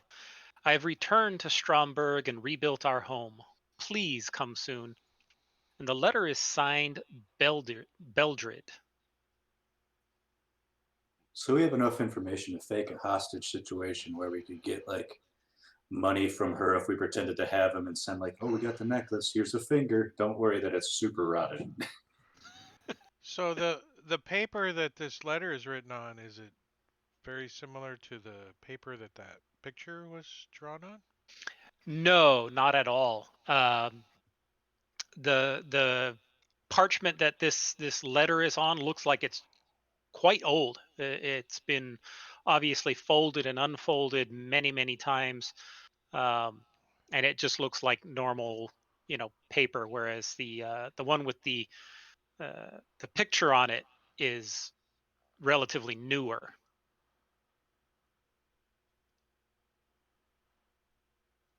I think we each should take 2 of the moonstones. Way ahead of you. Yeah, I saw that. And the gold nugget on a chain. Dwarven You on the notice on nugget the is gold the two nugget, names. in tiny little dwarven runic inscriptions, are the names Dorim and Beldred.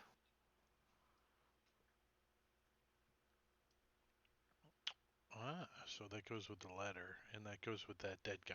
Right? It was on one of the dead guys? Yes, it was on one of the dwarves that you see there that was partially eaten. Now we know of an eligible widow and where she lives. Yeah, but she's a dwarf. It's Whoa, a problem. not a problem for me. I'll take money from anyone.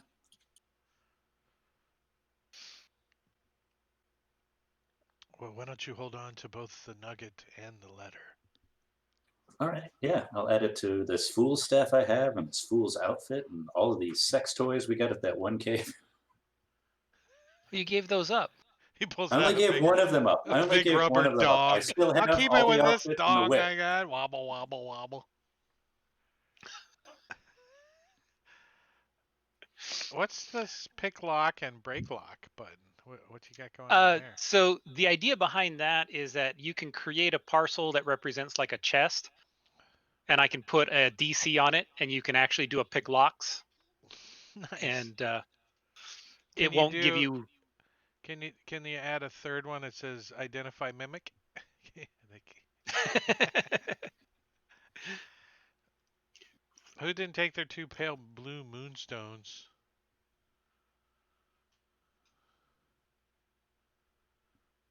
I didn't. Ah, The unnamed. You should be able to drag them right out of the pouches there. and then he can just push the dispersed coins for the rest of the stuff. Yep. Are you talking Doram's body or the other body? Silas's Silas body has the body. moonstones, although you wouldn't know it was Silas since you didn't interrogate him. But Unnamed that's okay. creature. That's what it was. Unnamed Yeah, creature. Yeah. big bad guy. We checked his underwear and his name was written on him. Silas. All right, I have sent the coins to the party sheet, and I will go ahead and distribute that. Well, That's another nice Quint. thing. There's a little automatic copy to party sheet button. Quint's gonna fly down and just see if there's anything of value on the smush cliffhanger guy. and then fly back. There's up. not enough to barely recognize him after Okay. falling 200 feet off. Well, I mean, cliff. a There's nothing letter left. a letter might survive or something. So He's up to No, him. cashed. no. Yeah. Wasn't he the overweight one? He hit hard. I don't know. He got pushed. That was funny. That was fun. I was waiting. If this somebody gets close to, that was the whole point of me going over there, is to get him to the edge. Can't you put Blink? Can't you put like a beach umbrella on your cannon? And as long as you stay next to it, you'll be in dim light. That seems like something I should be able to rig up. We don't necessarily need to be in dim light. We just don't want to be in bright light. So shade would be It's fine. just sunlight, right? Yeah. It's not specifically bright light. It's just sunlight. Right. Sunlight. Yeah.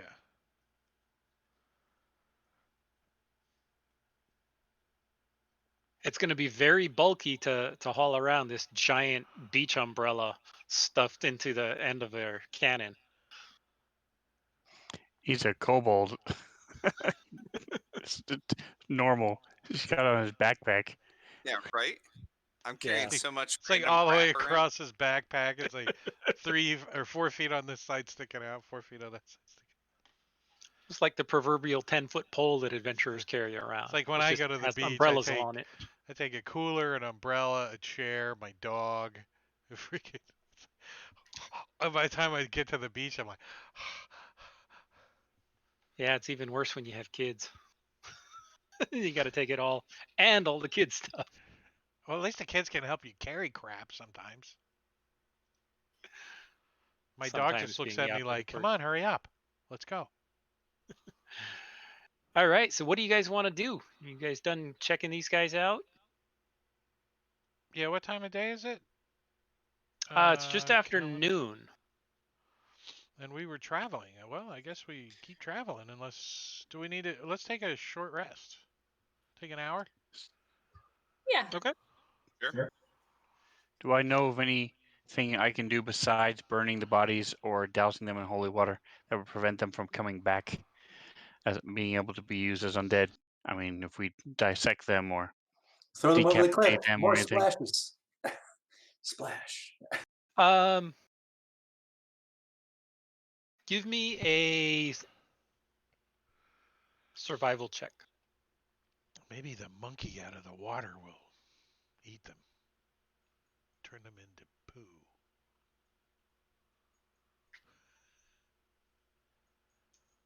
All right. So you don't think that there's any possibility these guys are going to come back to life? There isn't really any steps you can take other than maybe fully decapitating them. But these are undead. The humans that you killed, the procurers, could potentially be raised back as undead. But the ghoul and the Darkghoul that you killed are dead. They're not coming back.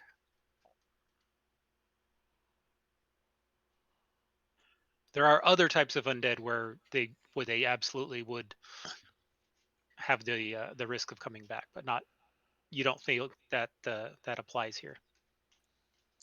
So I do like last cause idea, and I'll get somebody's see if Tyrion will help me drag them over to the edge and toss them over the edge. Sure. Lasco already had one of the bodies on the edge, and he was just waiting, and then he kicks it. We have a dropping contest. You got to see if you can hit the one before.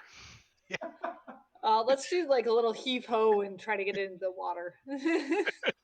Make a big splash. That's a good heap ho. You chuck them all over the ledge there. They all fall down, splat. There's a nice big pile of corpses down there at the bottom. The waterproof And then pouch. Is that yeah, a you can real take a.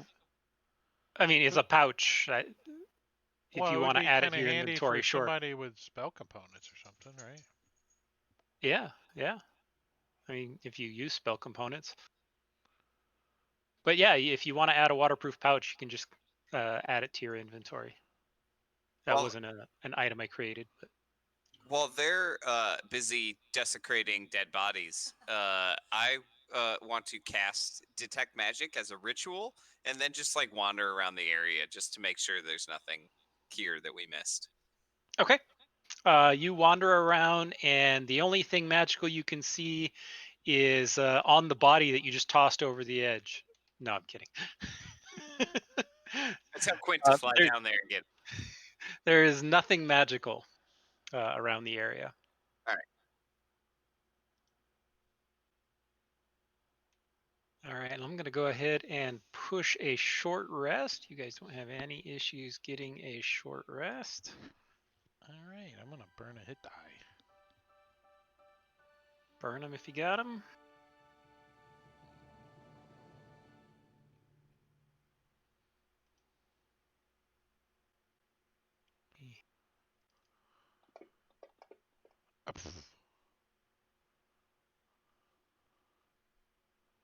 Guess I'll burn 2. Damn it. All right. So after your short rest, I assume you guys are going to continue along the road, try to get to Grisall. Yes. After traveling for about 4 hours, you come across a small village, and just outside the village, you hear people talking. As they're discussing, and you're passing through, and you hear them mention that this is the village of Stromberg. Oh, that's where those dwarves were from. Yeah. So it's a small little village farming. You see maybe 20 or 30 different little dwarven homes, kind of built stone, and there's a number of them that are goat herders, um, as well as a few others professions around. But yeah, it's a nice small little village of little dwarven village. Yes, maybe 100 people, 150. I'm gonna just start shouting Beldred out. Beldred, Beldred. All right.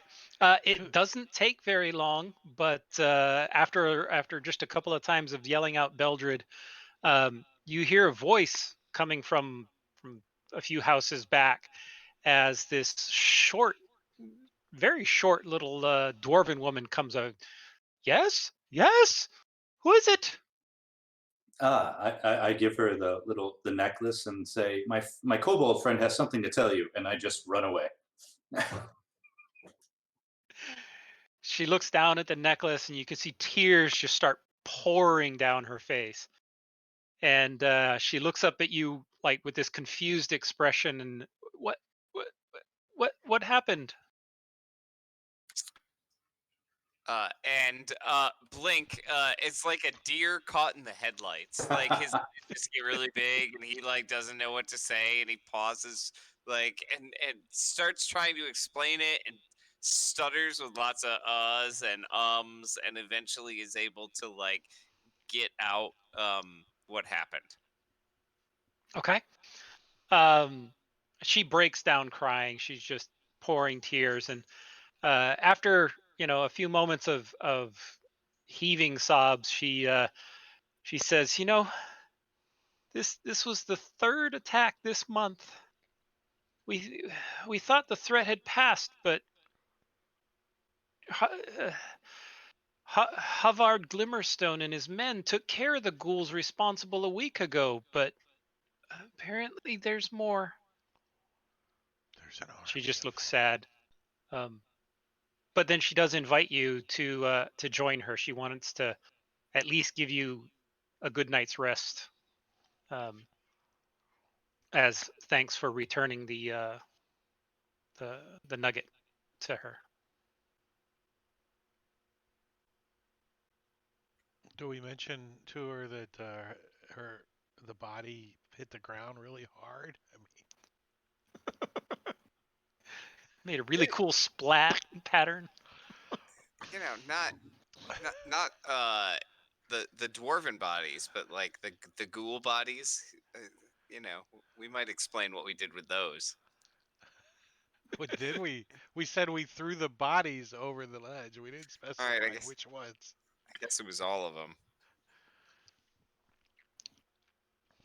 She while you guys are resting there for the evening, she asks you guys where are you traveling? Are you traveling along through this area? It's not common to see that many travelers, although at least not in such a small group. Yes, we're heading to uh Gra, Gr, Grisol. Grisalt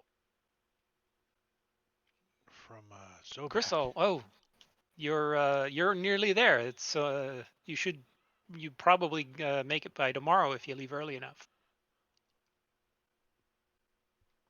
It's only a short distance. So no breakfast then?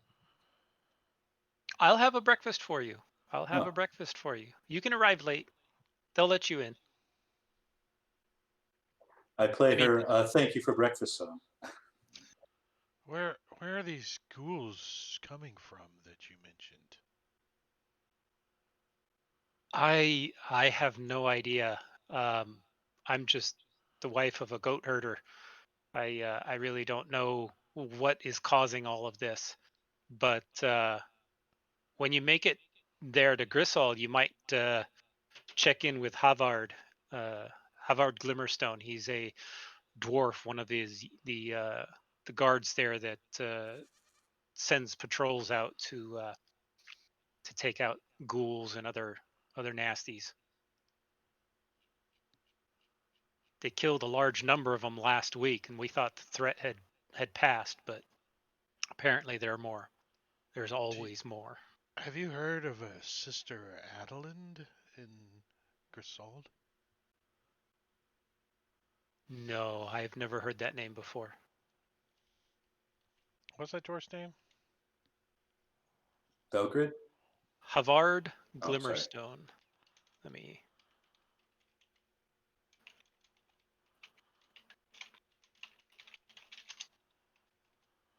I spelled it right. Cool.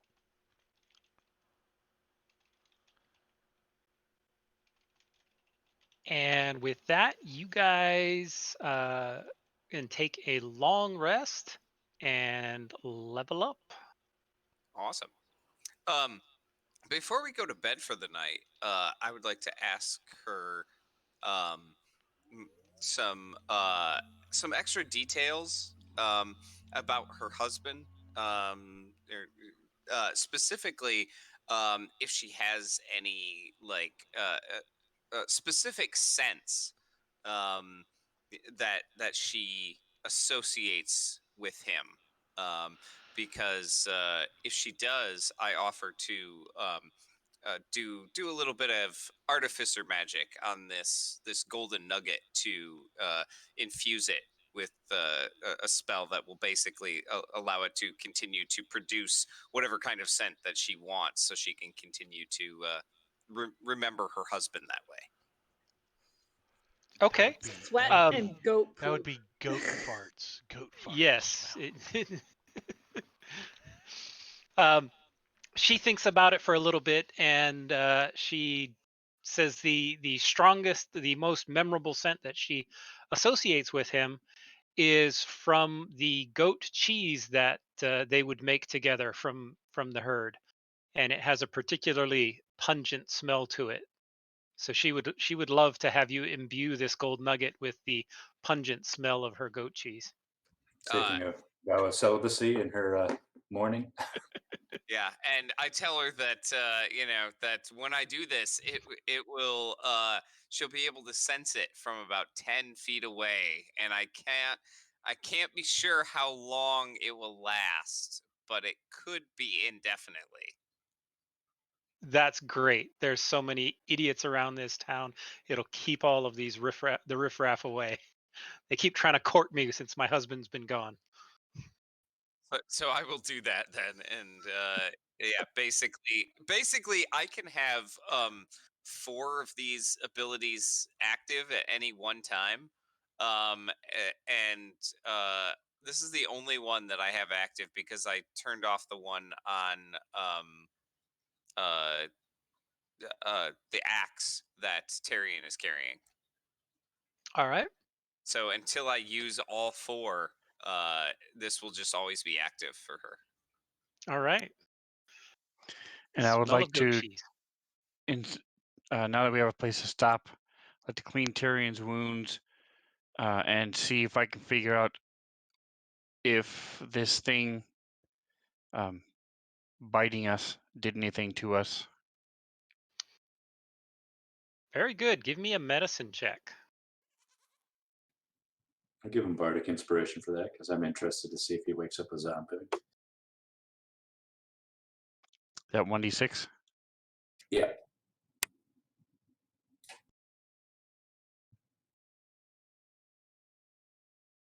You can roll it right out in the open.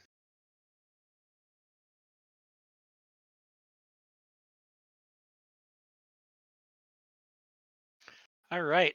You do not know whether that bite was anything, but you will find out after the first long rest that Tyrion does seem to have been affected. Well, You're before not we take sure. a long rest, Mhm. I would have want to use up my lay on hands. Okay. And I'll do that on him first. I'll cure disease, not knowing if he is diseased.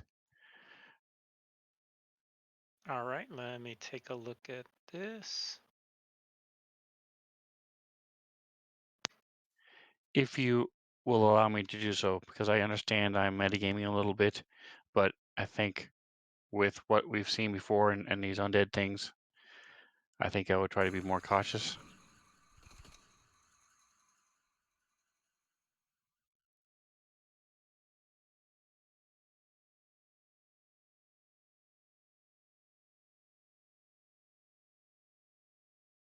Okay. So you use your lay on hands to try and cure the disease, and you think that it's helped, but you're not sure that it was strong enough to completely purge the disease. You think it may take stronger magic. As you all get a long rest, you'll all get to level up. And in the morning, after you've leveled up, I'm going to have Tarian roll a saving throw for me.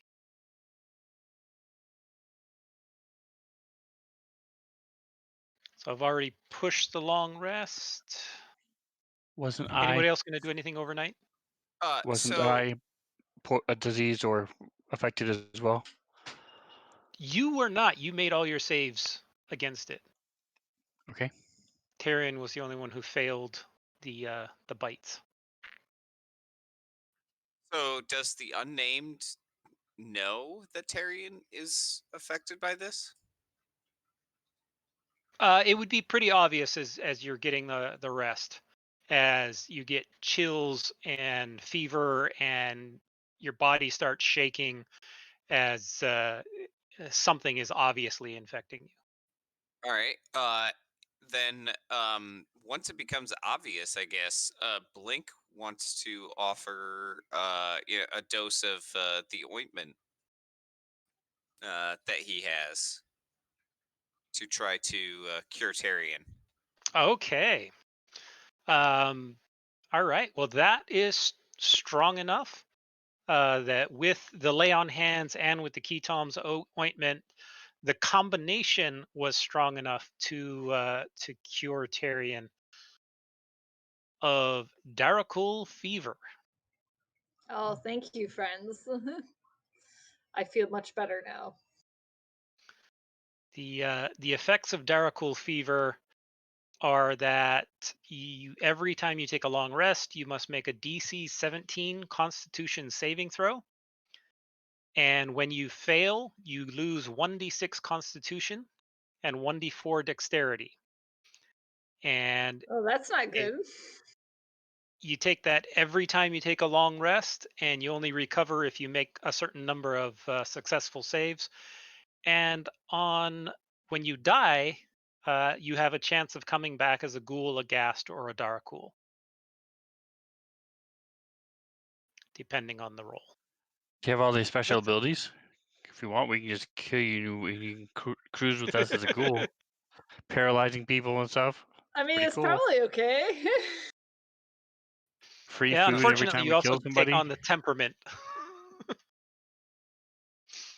You have the strange desire to eat your companions. Just have a Tyrion muzzle.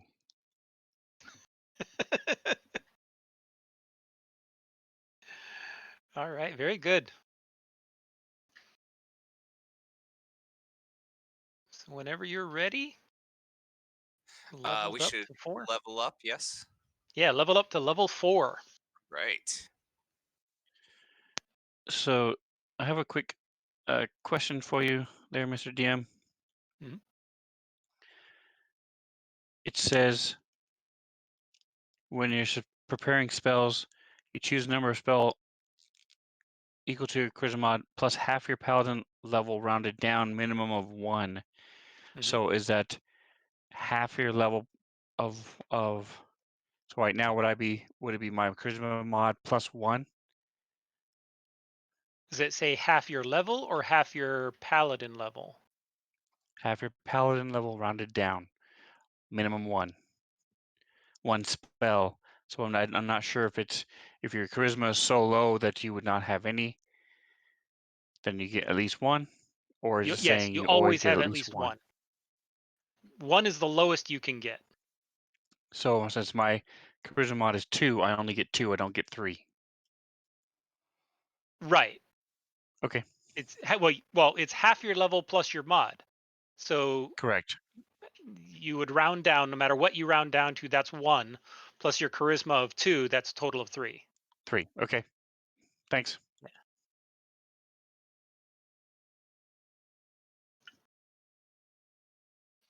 Blink teleported to Tarion.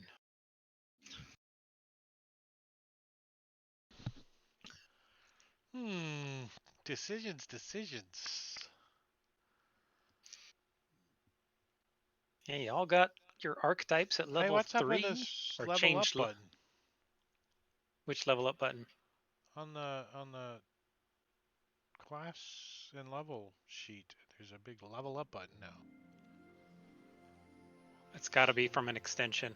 You hover over I it, it don't know says which one. open character wizard and level up this character.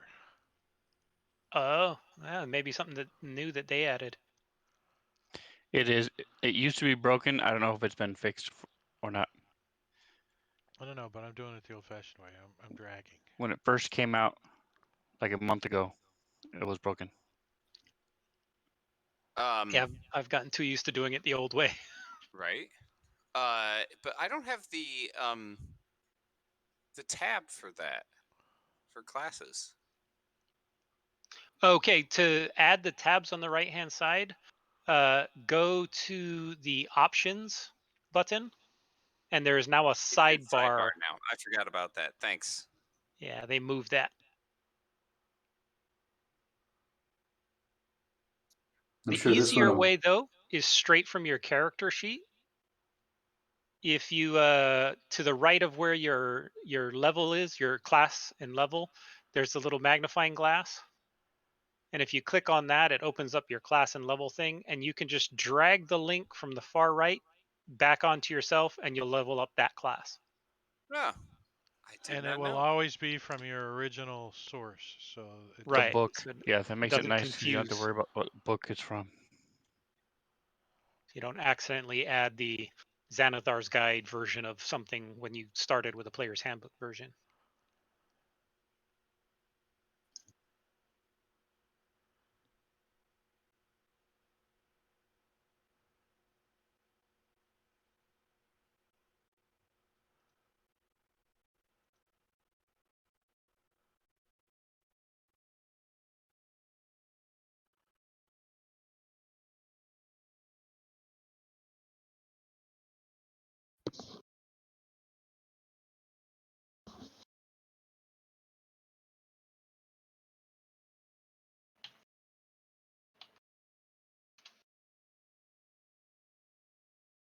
Some level up music.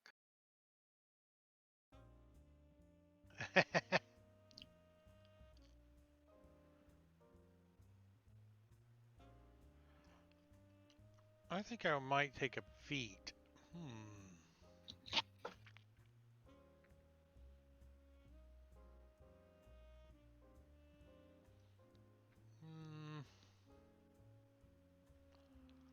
No, I think I want to raise my.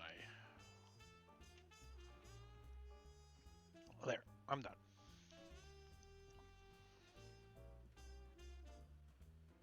So which feat are you taking, left or right? I raised my strength from a 14 to a 16. That little extra point of damage. They add up. Yeah, they do. Plus, I want to stay. I don't want to go like totally like sharpshooter range. I just kind of want to stay where I can use a bow and then pull out melee weapons because it kind of fits within the party because we really only have half of a tank. It's more of a sponge than a tank, which is nameless. We don't really have Yeah, a unnamed tank does per se. certainly soak up the damage. Yeah, he's more of a sponge than a tank.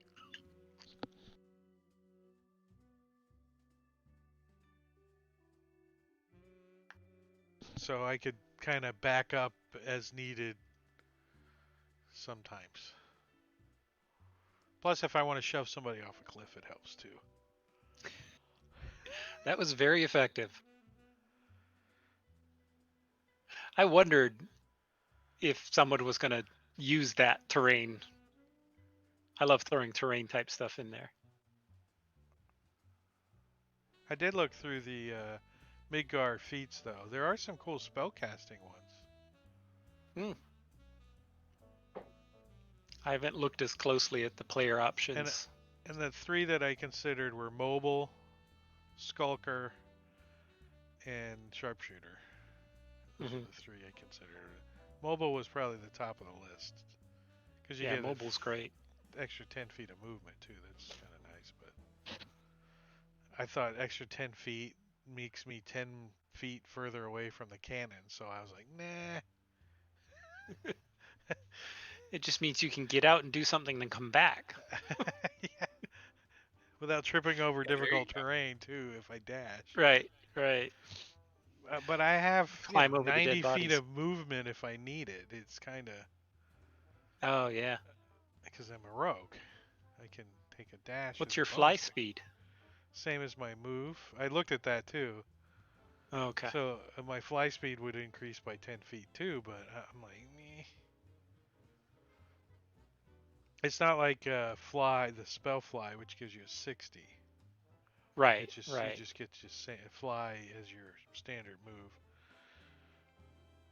which is sucky if you're a halfling. You're like, meh, or a dwarf, Yeah. If you've only got the 25 movement, then it's not as helpful. When I played my gnome, I took mobile. It was kind of handy having that 35 feet. Mm-hmm.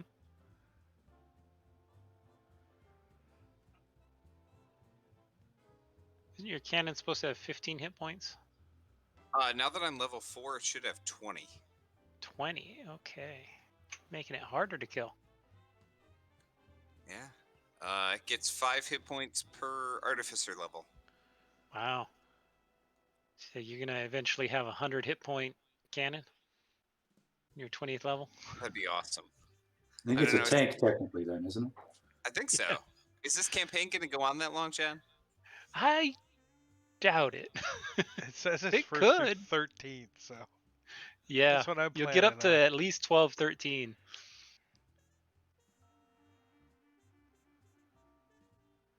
Turns into an M1 Abrams.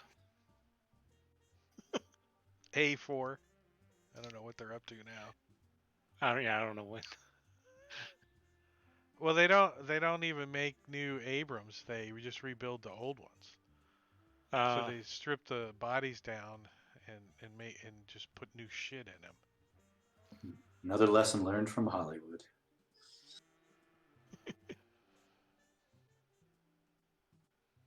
Anybody else need everything. a little more time, or everybody's good to go? Did you see the vehicle that's replacing the Humvee? It's pretty badass looking. I'm good. Good. I forget what it's called. Tyrion?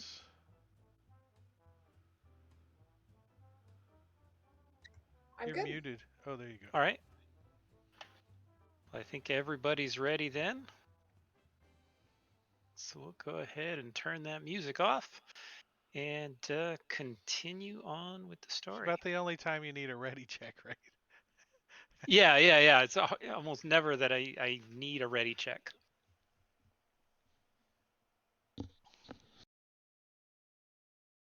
All right, so you guys finish up your long rest. You manage to heal Tyrion from the horrible disease of Darkul fever, and you guys start heading towards Grisol. Now, it's only about a long day's journey to get to Grisol, and so you guys get headed out early in the morning and start on your journey.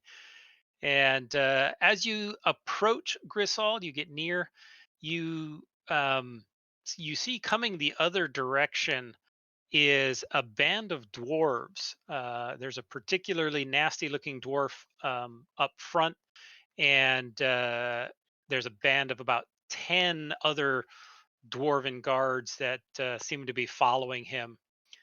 And as he gets up close, you notice that the shields that they're wearing and badges that they're wearing on their cloth bear this symbol, uh, and you recognize it immediately as belonging to the Black Canton of Grisol.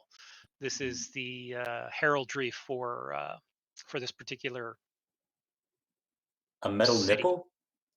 Yes, it's a shield on a shield. That's what I just said to Matt. I'm like, it looks like a boob. High five. I just can't take my eyes off of it. I'm sure. It Oh, looks like a, do we need to take it off Twitch? Are they going to complain? Just put a black bar over it. well, if that's the case, all of the Fantasy Ground little shields need to be taken off too. Then. Oh, yep. So he approaches you and, in a very rough voice, begins demanding to know who you are and what are you guys doing? Why are you here? My name is Quint, and we're here to speak with Sister Adeline. Who? Sister Adeline. Never heard of her. Not important of you to know who she is. We just need to speak with her.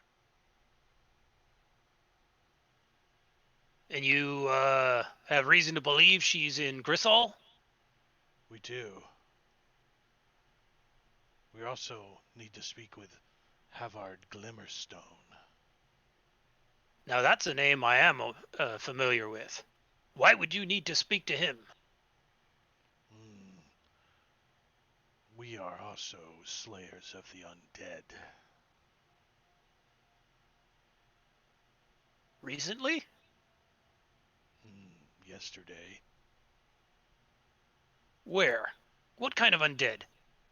Ghouls and a nasty one named the Unknown Creature.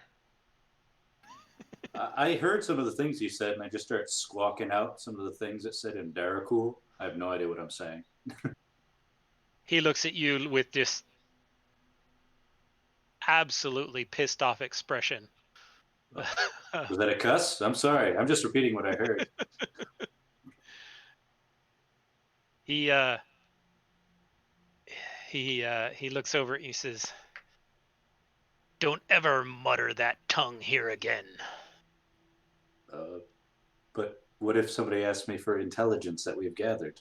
Do I just not do that?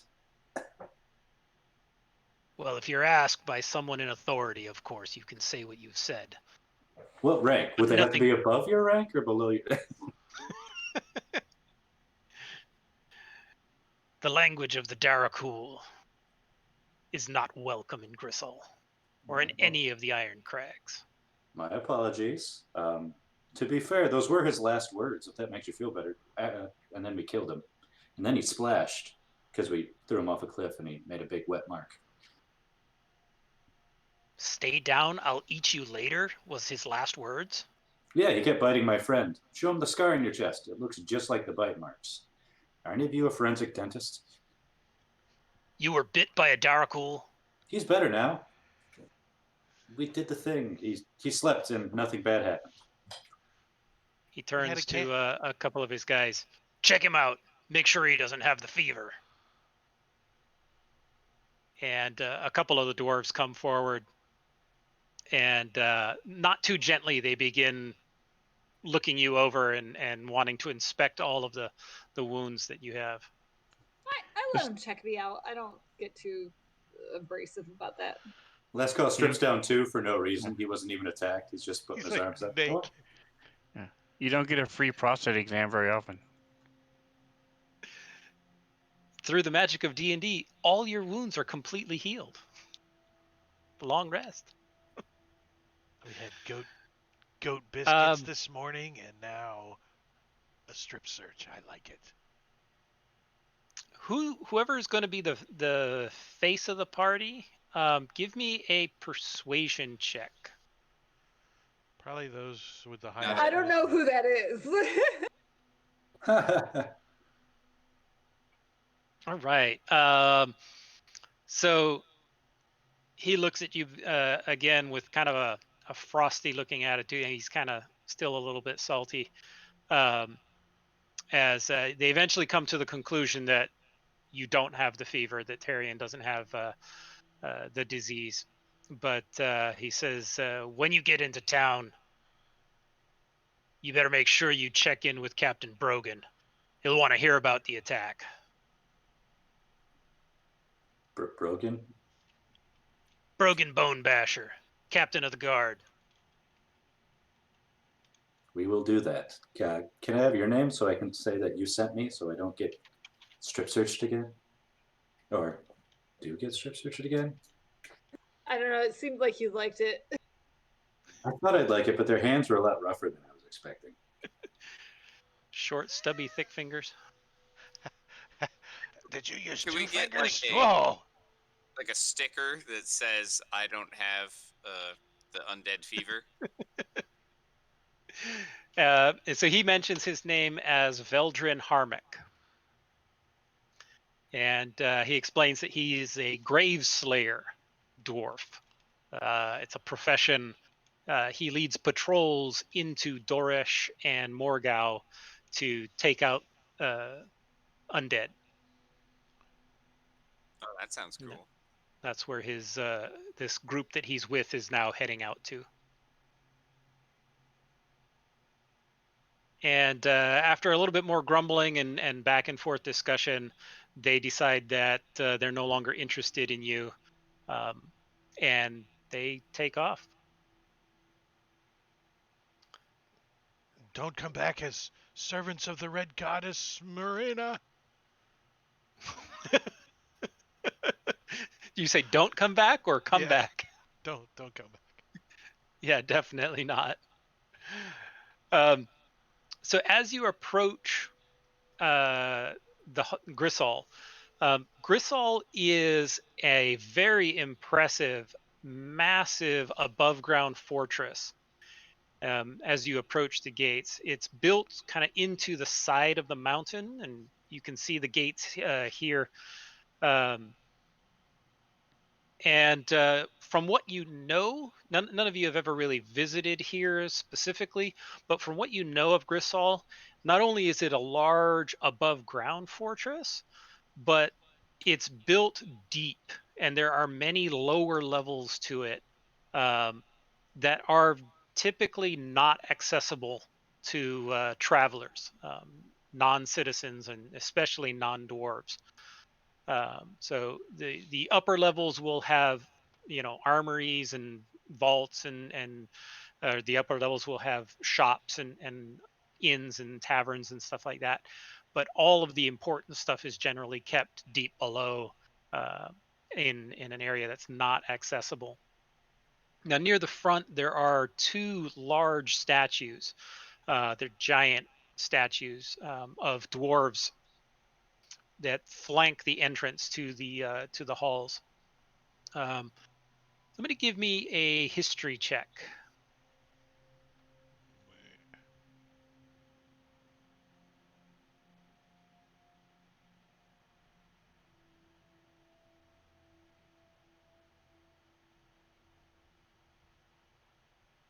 I'm not familiar with the area. I don't want Anyone to screw it up. else? Quint is the only one who hasn't made it. Right, because I suck. You never know. You could roll a 20. Okay. Hey, I still tied Hey. for the highest. Well, you and Last Caw, think you may have heard of these dwarves. They're kind of famous. The one on the left is Jalric Coppersmelt, a stern-faced male warrior clad in plate armor, standing on the left with a mighty warhammer resting between his feet. And on the right is Delenya Herzak, a female paladin wearing an ornate helm and bearing a shield embossed with the symbol of the sun god Kors. She's standing there holding an axe aloft. And between these two huge statues, the doors are open and lead into the central Great Hall. It's this large public space with high vaulted ceilings, supported by giant sturdy pillars that are all inscribed. And taking a look at the inscription, it looks like they are inscribed with the laws of the canton in Dwarven. So every wall is covered with the rules and laws of the society. Um, Also, the walls are inscribed, and it looks like a long list of dwarven names. The two dwarves out front that we know their names, are they dead? Are they? They're statues, yes. They're old. They are famous dwarven heroes who are known for their uh, uh, uh, battling against the undead. They were dwarven heroes who have uh, given their lives in the service of keeping the Crisol safe.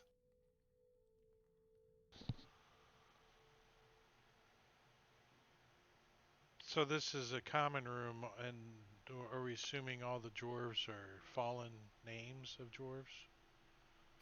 Yeah, if you ask around at all, there's a number of people here. Uh, People of different races. There's kobolds, there's humans, there's variety, but the vast majority of the people you see are dwarves. And if you ask around at all, you'll quickly find out that the names inscribed on the walls are dwarves who have died fighting the undead. Another thing that you notice that the unnamed especially picks up on really quick is there is a lot of people here who are dressed in clerical vestments, like way more than you would normally see. So there's a good chance he can get new vestments since his are all shredded. Right? Probably get some new clothes, yeah. And in fact, you see quite a few. You venture to guess that 10% or more of the people you see appear to be religiously affiliated. Everybody has religious iconography. It's like everywhere in this fortress. Is it all the same deity, or are there different deities? There are a variety of deities.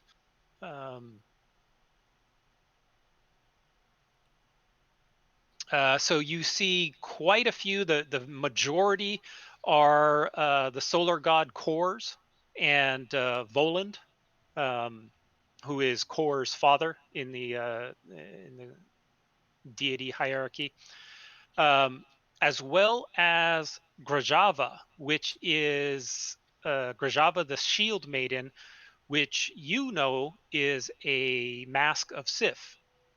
Um, you also recognize Wotan and Thor Perun uh, sprinkled in around as well. So there's quite a variety of different deities being represented here. A lot of the kind of the more northern deities you recognize. And I will stop one of the clerics or priests of Garand,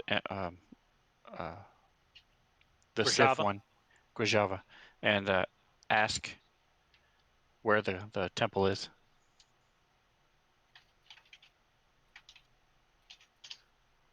Rojava, the Shield Maiden. They explain to you that the worship hall are all below. They are in the areas below.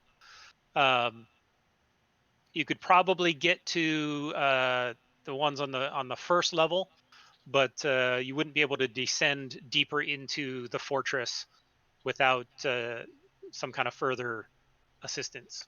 They wouldn't allow you to go deeper.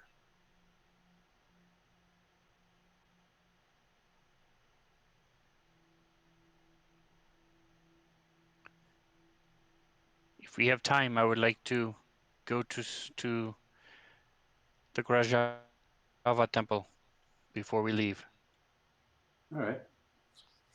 I'm going to try to find the Brogan guy so that I don't get in trouble before I even get to start a bar brawl. We also need to speak with Havard Glimmerstone, and we're also here to speak to the dwarves about Sister Adeland. Remember, we were tasks from what was the Oracle? Was that what it was? And The Oracle, yep. the Oracle in Zobek asked us to recover the holy robes of Sister Adeland and use them to stop the wedding, then defeat the leader of the Ghoul uprising. The dwarves may know something of this Sister Adeland. Are there any? Can we ask, or actually, could the unnamed ask if there's a temple to Rava, the gear person? You can certainly ask around. There's not a temple to Rava, the gear goddess, here. She's not worshipped in this part. She's primarily worshipped in Zobek. It's kind of her center. Here is a much more the sun god. A lot of the very anti-undead-ish type of things are more common. Warrior gods as well, battle gods. So what would you like to do, or what would you like to ask around, or? Yes, Quint's gonna approach one of the acolytes in investments and such and say, "We're here to speak with not only Havard Glimmerstone, but we also need to talk with Captain Brogan Bone Basha. Can you lead us in the right direction?"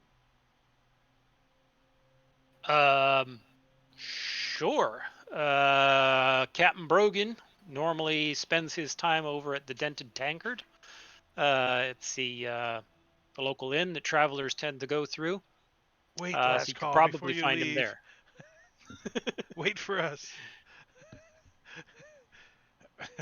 Tankard? Some And feathers in the air. Havard is just recently back from patrol, and he's actually currently over at the barracks of the Great Hall. So it's just off the Great Hall. So you could probably find him there at the barracks. So pretty much free roam on this level for us to Yeah, wander this around. this first level, both of them should be accessible based on what this guy says. Now, you ask what you're looking for with these two people. Well, we are travelers. They are curious. Go ahead. Yeah, we bumped into Veldrin Harmech, and he told us to report to Brogan because we encountered some undead and killed them on the way. And they said some stuff I wasn't supposed to repeat because it was very rude, I guess, about eating people. Rude The things, undead okay? did. I'm trying to sound like I'm dropping names, but I'm also purposely trying to be confusing because I don't know who this person is. Right. He's just a low-level acolyte. not particularly important. Just curious about what he really just seems curious about why you guys are here. He's nosy. And we also wish to speak with someone who might be knowledgeable in a Sister Adeland. Sister Adeline. That name sounds familiar. Um, I think I know someone who might be able to help you. There's a human priest who's spending some time here. Um, what's his name? And he thinks for a second. He says his name's Ajarlo Macchioni.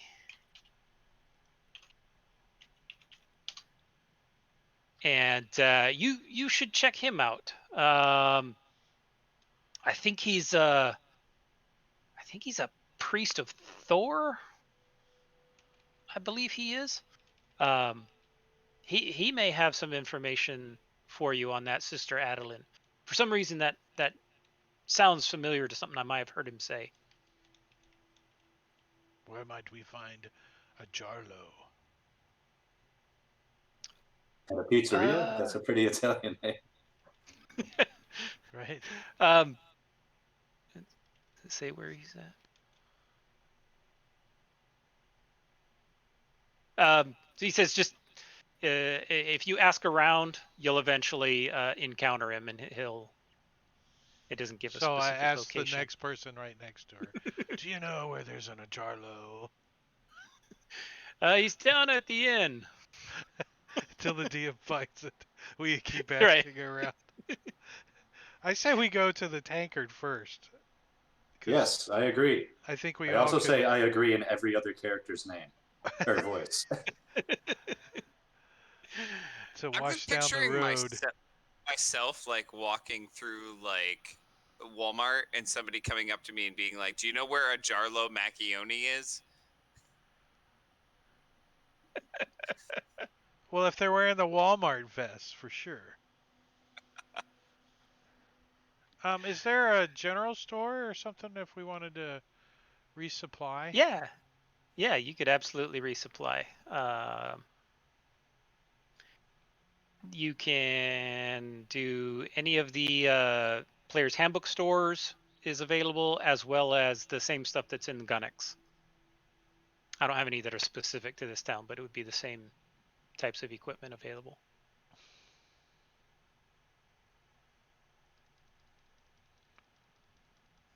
Since we're talking about equipment, I'm going to drop my 2 moonstones in the party sheet for Tyrion.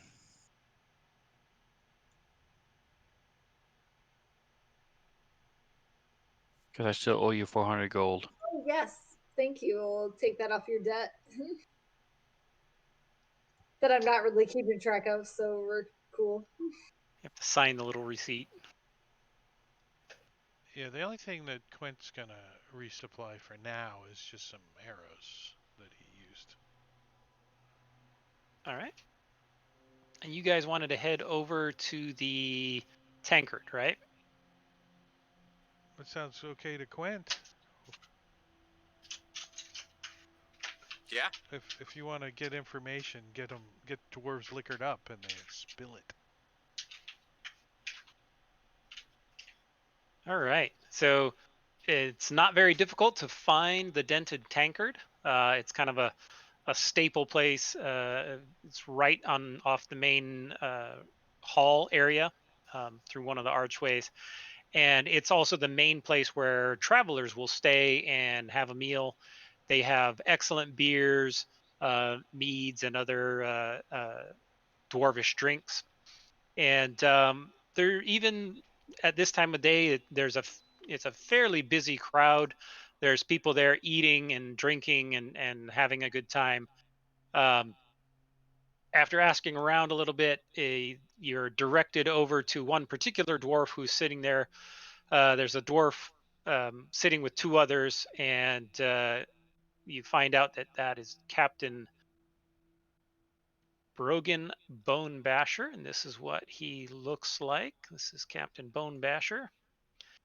And the two guys sitting next to him introduce themselves as Jorik, although he's not carrying the axe with him everywhere he goes. Why not?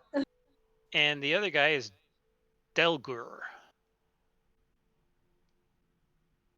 Look at that armor. They all look the same. Sure that They all look the same to you? Are you sure? Look at the scar on that guy. He's missing an eye. Yeah, these guys all look grim. They look very tough. They look very battle worn. They all look like they've been through a lot of fighting.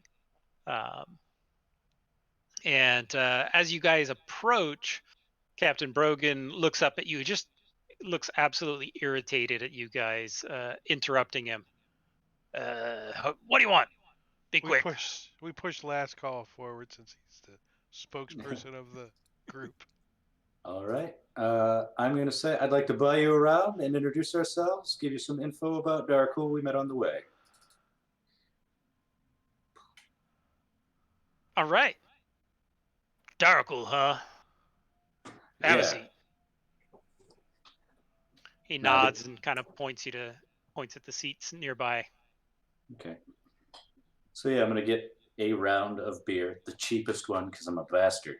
And then I'll fill him in, and if he wants, I can repeat the things that I heard the guy say, but I'll do it quietly because apparently that's rude here. Okay.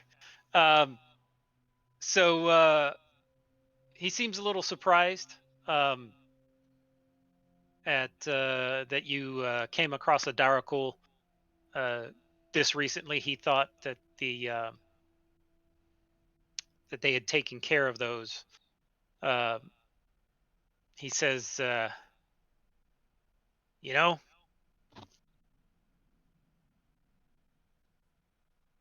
they're getting worse. The ghouls, they seem to be coming out more and more. They just never stop. So you told me why what you saw, the Darakul, and did you explain about the picture? Yeah, I'll start off by telling him about the dwarf that got killed. Try to get, like make that the human interest story. And then I'll say he also had this, like it's not interesting to me. All right. So he takes a look at it briefly and says he doesn't recognize who the picture is of. But he is interested in what you guys are doing here. What brought you all the way here to fight Darakul, to come through these lands? We were sent on a mission from an oracle of Rava to find a certain lady who my friend remembers the name of and keeps saying, but keeps slipping out of my head. Sister Adeland. Yes, her. Sorry, good beer. Sister Adeline, we're here to find her because we're on a quest from a god. We don't necessarily need to find her, but we need her robes. Holy Well, robes. you make it sound bawdry. Rava, huh?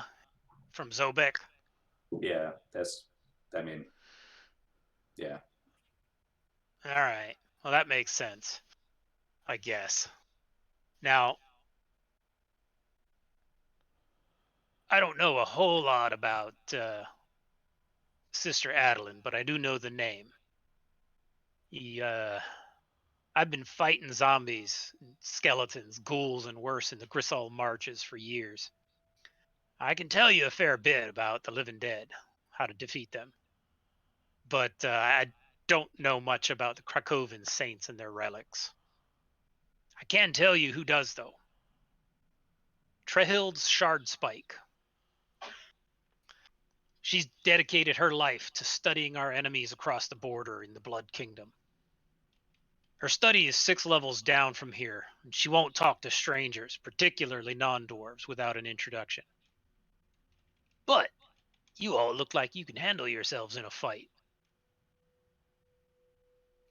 I just got back from a failed mission. where a number of my men were killed. You guys agree to accompany me. We'll go get their bodies and bring them back. Then I'll take you to see her. How's that sound?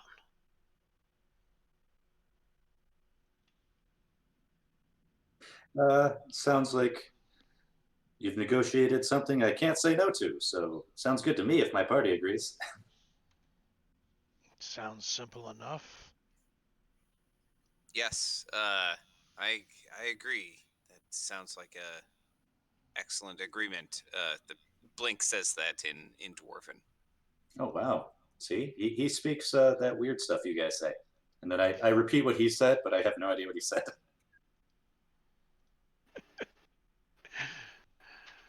All right. So he tells you to sleep well because we're going to leave early in the morning, and then we're going to head into Doresh. Now, as a reminder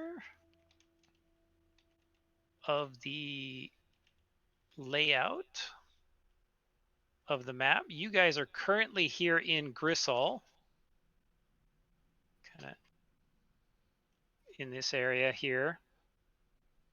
And he is going to take you guys due east and into Doresh. Now, Doresh is one of the three parts of the Blood Kingdom, the Greater Duchy of Morau. Doresh, Morgau, and Krakova make up the Blood Kingdom.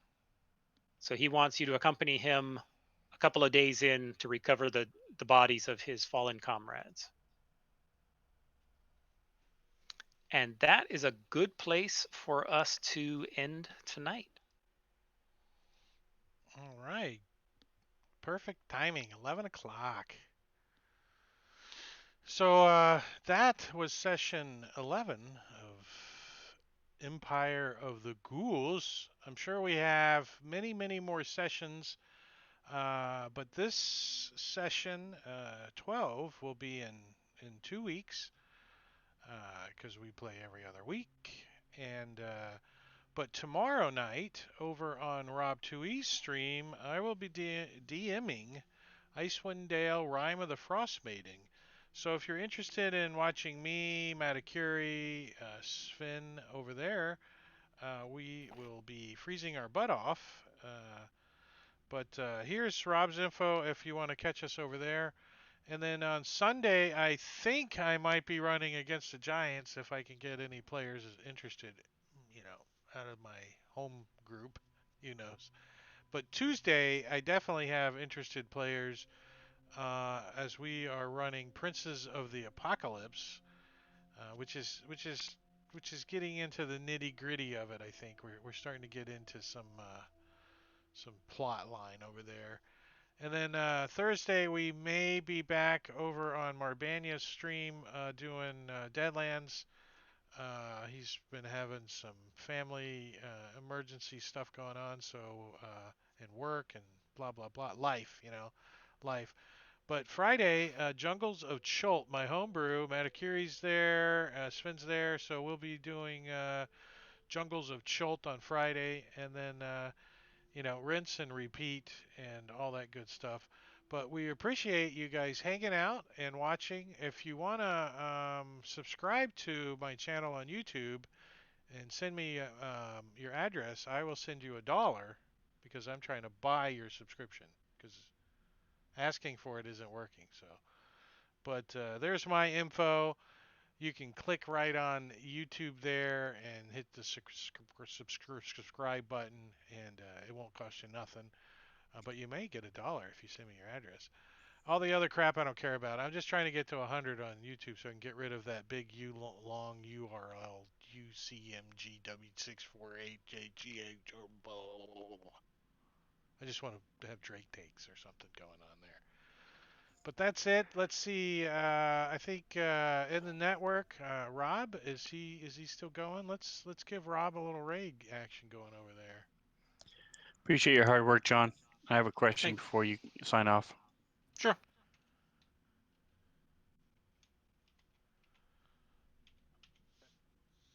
All right, stick around, chat. We're gonna go raid over on Rob 2E, but thank you for watching and hanging out.